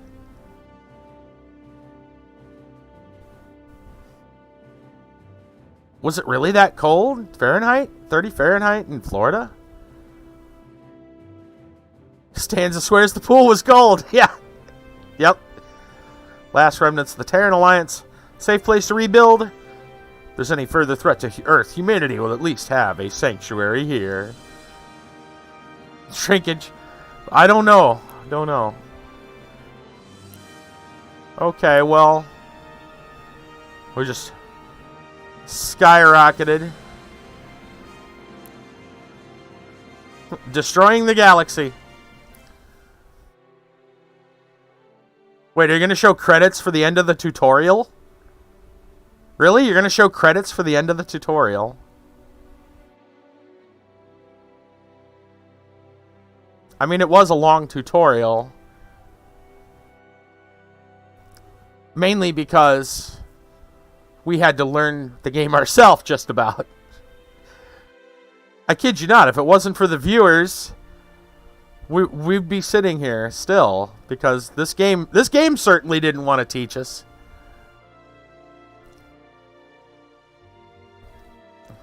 Where's the tutorial writer? Yeah, this was the flippin' tutorial. Kit Kat. We just finished.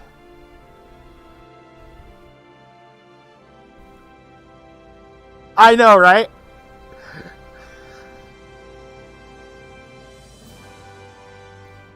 Keep your eyes peeled. If there's a name for the tutorial writer, it could be one of the writers. Probably not, but maybe.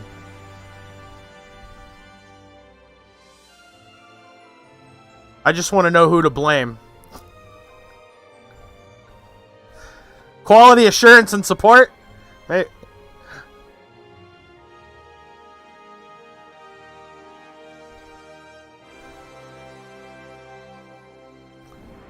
A full credit scene for finishing the tutorial. Is this like an achievement?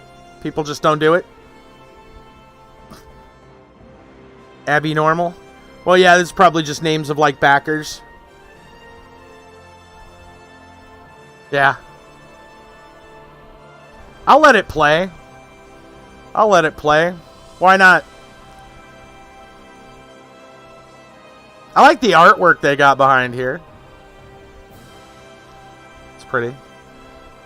Credits put you to sleep. I'm probably going to call it a night after this myself, to be honest. There's definitely not enough time to start an actual campaign. I might go peek at it, though, and see if we actually get a story from it. And we will never see it again. You enjoyed the show? Man, I'm not even on, so to speak, like, because this isn't my style of game. And I'm trying to separate, you know, well, the word I guess I'm looking for is trying to not be biased by that. Right. Because sometimes with Fridays, we have games that just, oh man, it's like, oh, this game rocks my socks off. I love everything about it. Then we have games that are like, oh, that's all right. Then we have games that are, oh, dear God, why are we doing this? You know. I would say this one's somewhere in the middle, really. All right, so before we wrap things up, let's at least take a peek at the campaign.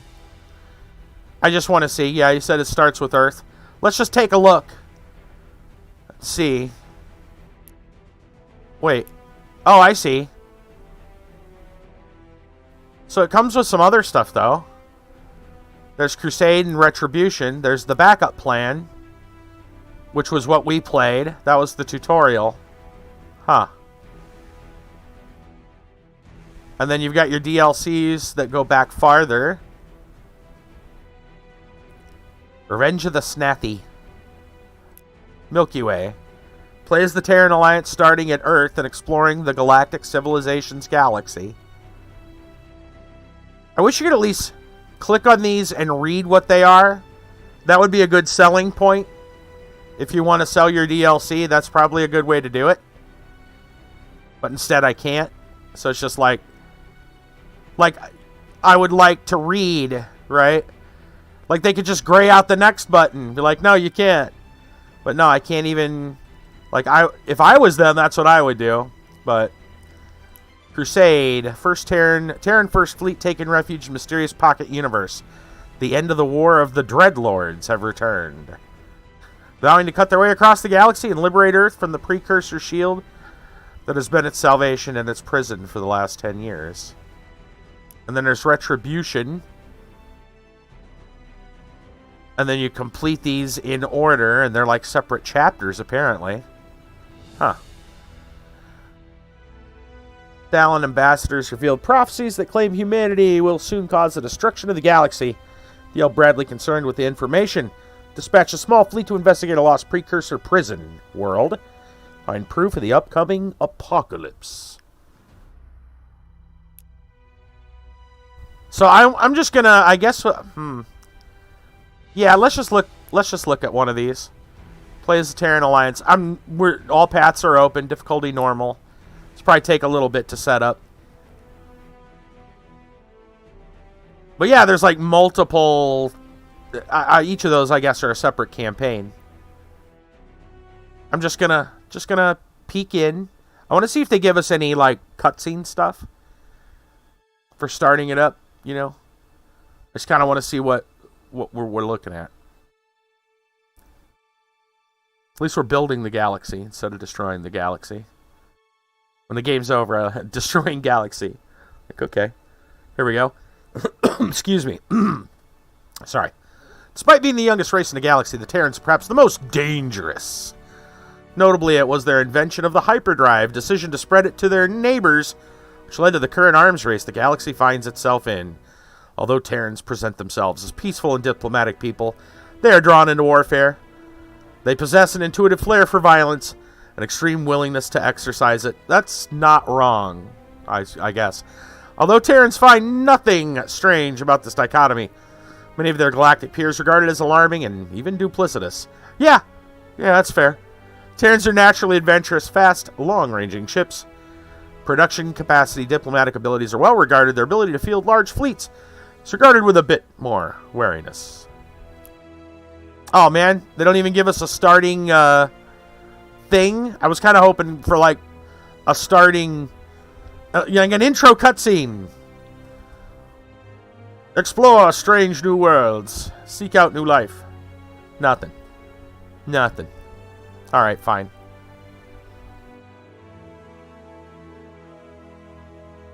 I'm going to go to the main menu. I was really hoping for something there. Okay. So, I'm going to go ahead and bring up the URL for you guys. If you're interested, here it is. And we'll put our regular Friday music on for that. Epic Games. You can go over to epicgames.com, pick it up right now. Galactic Civilizations 3. My thoughts on the game. So, I've already said this before. The 4X strategy games, for some weird reason, aren't quite my cup of tea. They're not like... There's some, like, MOBAs. Like, I wouldn't touch... I don't play MOBAs, like, at all. Right? There's some genres just, like, I don't even want to look at.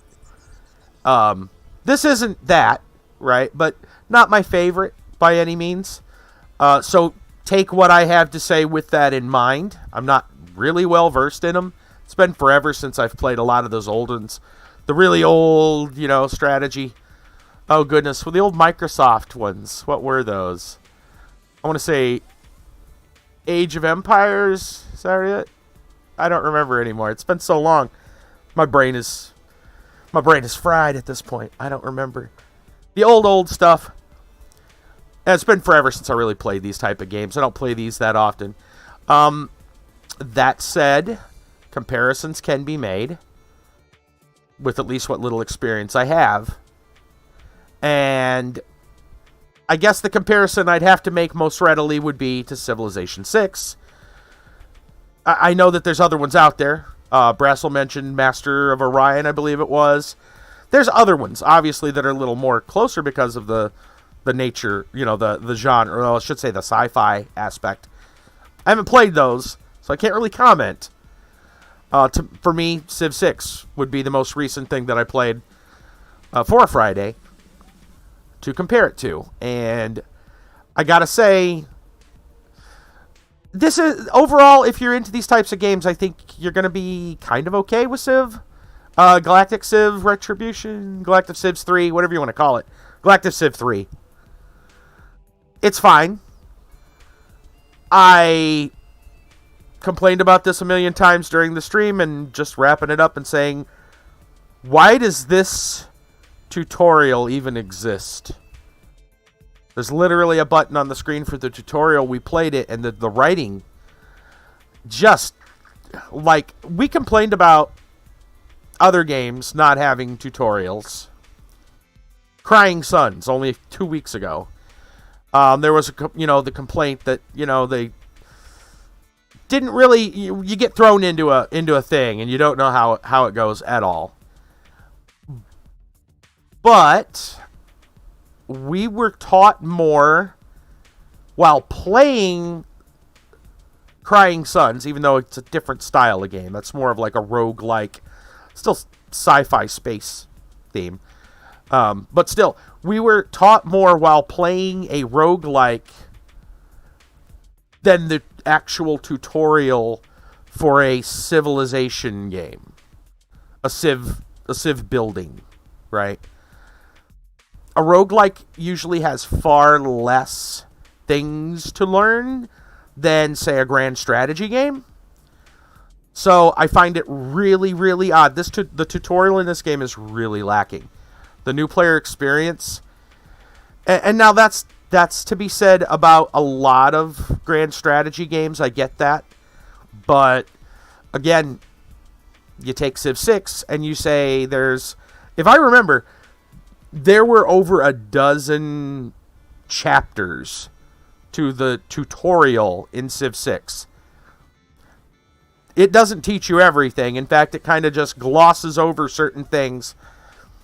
Like, it gives you an idea of what to do. And it does do the whole scripting like a tutorial would tell you, hey, you should build here because you get bonuses in this and that for resources or whatever. It would highlight it. I don't think you'd have to click there, but that's the one they're suggesting. This doesn't give you any of that whatsoever. And that's not great. That's a really bad, opening impression. So it's really, that's very bothersome.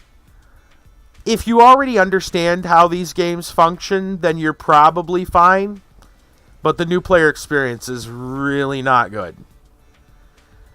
You're best off going to, not even wikis right away, but you would have to go to YouTube, watch people who have already taken, mastery of the game and watch what they do to learn how to play the game. Right? And to me, that's like, that's really lacking. It's almost like, why does this button even exist on the menu?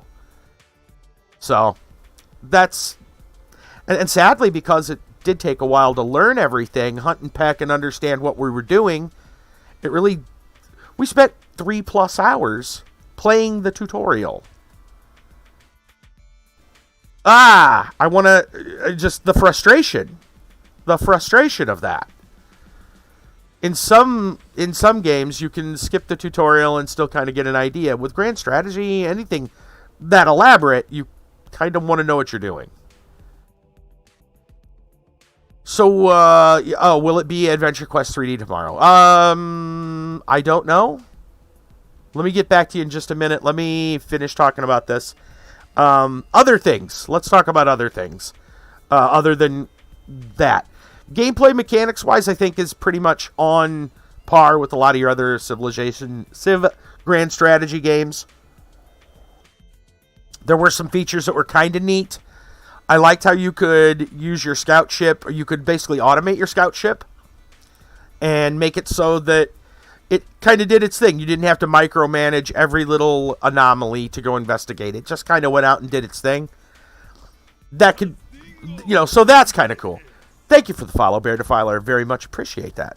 And thank you so much earlier, throughout the stream, kind of helping me out understanding what was going on. So, as far as it goes, there's a lot of things that are kind of nice. Really, for what it's worth, I thought graphically it looks all right. I've seen much worse, even in Civ-style games. I should just say Grand Strategy games. Or 4X. I've seen worse. The one thing that really I didn't see how the camera controls during battles were hit and miss.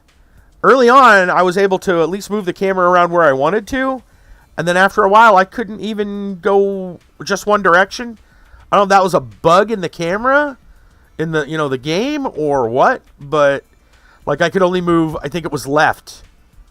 I couldn't move back to the right. I don't know what was going on there. That's not good. I'm not sure what the problem was. The cinematic camera, I guess they just assume you'll just switch to that and watch that. But yeah, there's some things there that's like, And I know I'm going to be ragging on this because as far as one other thing, and that was there were some really glaring typos throughout the not wonderfully written tutorial that kind of gets me, because the game's been out how long?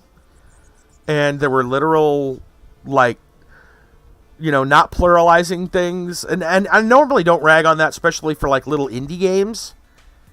But this isn't like a little indie game, right? Especially if you've had 5 or 6 years to fix it. You should probably fix it. Polish is important. Especially with something that's, larger, I guess. We've got the funds behind it, I would think, to do it. I'd have to look to see who's Stardoc's parent company, right? What's the deal with that, right? I don't know exactly. But I would think they, in 5 years, could, at least fix some of that. Am I being critical? Yeah, a little bit, but 5 or 6 years to fix. So, anyway, I was happy with a lot of the. I was happy with a lot of the aesthetic choices. I think it's pleasing to look at and listen to. The music's good. The story, I wish there was a little bit more going on there. It looks like you get them very sporadically from what little we saw. It's kind of hard to judge by what little we saw. But, yeah. Again, not my style of game necessarily. I don't necessarily hate strategy, grand strategy games. They're just not really my cup of tea. Overall, I would say this is somewhere in the middle of the pack. I'm sure you can find better stuff out there. I feel we've played better stuff. Yeah. Don't expect to see Galactic Civ on the stream again anytime soon, is what I'm saying. That said, not the worst game. Definitely not the worst game we've probably played in the last month.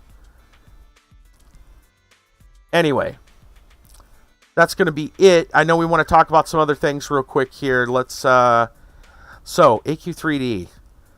Well, tomorrow night, we'll normally would be streaming AQ3D. We did Don't Escape 4 last week because there didn't seem to be that much. I'm going to have to leave it up to, well, I would say the community, the wisdom of the community, because we'll talk about it on Discord, I guess. I honestly, I don't know, Brassel. I really don't know. It depends what all's there. I know Darkon Shop is back. But if I recall, Darkon Shop is almost all exclusively Dragon Crystal stuff. And I'm not going to spend Dragon Crystals on Darkon stuff. I don't know if that's... Yeah. I'm not that big into the look. I mean, the look is fine. It's very... It's got its own, like, it's, heavy black and red. And if you're not building, if you don't have a certain look in mind, then, like, it's not going to match with anything else. That's for sure. Yeah. Oh, yeah, if you've got a certain style you're going for, then definitely it's going to be pretty nice. But even then, like, you go in, you buy the stuff, and then you put it on, and then you're done. So I don't know. Yeah, it really depends. Really depends on what else there is to do, what people want to do. We can talk about it on Discord. It's probably the best way to figure out whether or not we stream it tomorrow, or if I play some more Don't Escape 4. So, that's probably the best way to say it. For anybody that's new here, I know a lot of you already followed, and I appreciate it. If you like a variety of stuff on your streams, then consider coming back. Like I said, tomorrow we'll be playing AQ3D. Throughout the rest, Sunday will be off. And then the rest of the week, there's all kinds of stuff. Everything from Minecraft and mysteries. Been doing a lot of Sherlock Holmes mysteries. What else? We just got done with Darksiders II. We're playing Ghostbusters Remastered. Lord of the Rings Online with Kiba, Wisdom Master, Brassel. On Wednesdays. Thursdays, we do retro stuff. Phantom Dust. And every Friday is another free game. So, we try to switch it up as much as we can on Fridays, too. So, most likely not another grand strategy game right after this one, I would assume. Last week we did, what was it? Border Zone. Like an old school action RPG. That was surprisingly that was surprisingly good. AQ3D Saturday. Yeah, so I don't know. Let's talk about it on Discord. Yeah, Border Zone was a lot better than I anticipated. I went in with very low expectations for Border Zone, and was like, no, this looks like something we might actually play later on, like, Retro Thursday. Yeah. But if you're interested, look around real quick here. We got a decent amount of people. I'm see if I can host somebody. But if you're interested, make sure, if you haven't already, to hit that follow. Also, if you want to know when I go live, you can always join my Discord or Twitter. Follow me on Twitter, join on the Discord. We do a lot of fun stuff. Like I said, if you like Minecraft, we have a Minecraft server, but that's for our regulars. And for that, you gotta get into the Discord and participate, become part of the community. Other than that, like, it's free. I don't charge people to play Minecraft, That'd be silly. Anyway, there are ways to support. You can see there's links everywhere. I do pixel art. I like making stuff, putting it on Etsy. all kinds of ways to support if you're interested in that as well. You can go check it all out. I need to find somebody. I think we've got a decent amount of people tonight, so we'll see if there's anybody to perhaps raid or host. And yeah, tomorrow night. I mean, well, Kit Kat, how about this? Do Brassel, Kit Kat especially, since you guys are the regulars that play, do you want to play AQ3D tomorrow night? I guess that's the important question, because I can go either way with it. But I know, Kit Kat, you still have that lightning charm. We still got to get you that lightning charm so you can make the Christmas the Christmas shrub. That still hasn't happened yet. We need to hope. We need to hope. Right? Yeah, and I know there's still other things that we could do. We could always run the Lich fight, the Werewolf Coliseum. We can always just, run boss fights too. So, not interested? You can help grind? Well, there you go. That's the way to do it. So, I'm looking around at people who's on right now. And I'm kind of wondering if you guys wouldn't want to see something kind of similar to what we're doing right now. Or what we just did. The closest thing that I see to that, Wild Wolf, he's playing some EVE Online. About as close as I can get for you, I would say, right now at the moment. Definitely not the same type of game, but, what's that? Oh. Well, Brassel can see your chat. You're both Twitch. Why couldn't he see your chat? It'd be like the people on YouTube you can't see. Yeah. Well, Brassel's on YouTube a lot, though. For tonight, he's on Twitch, it looks like. You're good. You're good. Brassel can see you. I know, right? Yeah. Yep. All right. Yeah, why don't we go ahead and hand it on over to Wild Wolf tonight.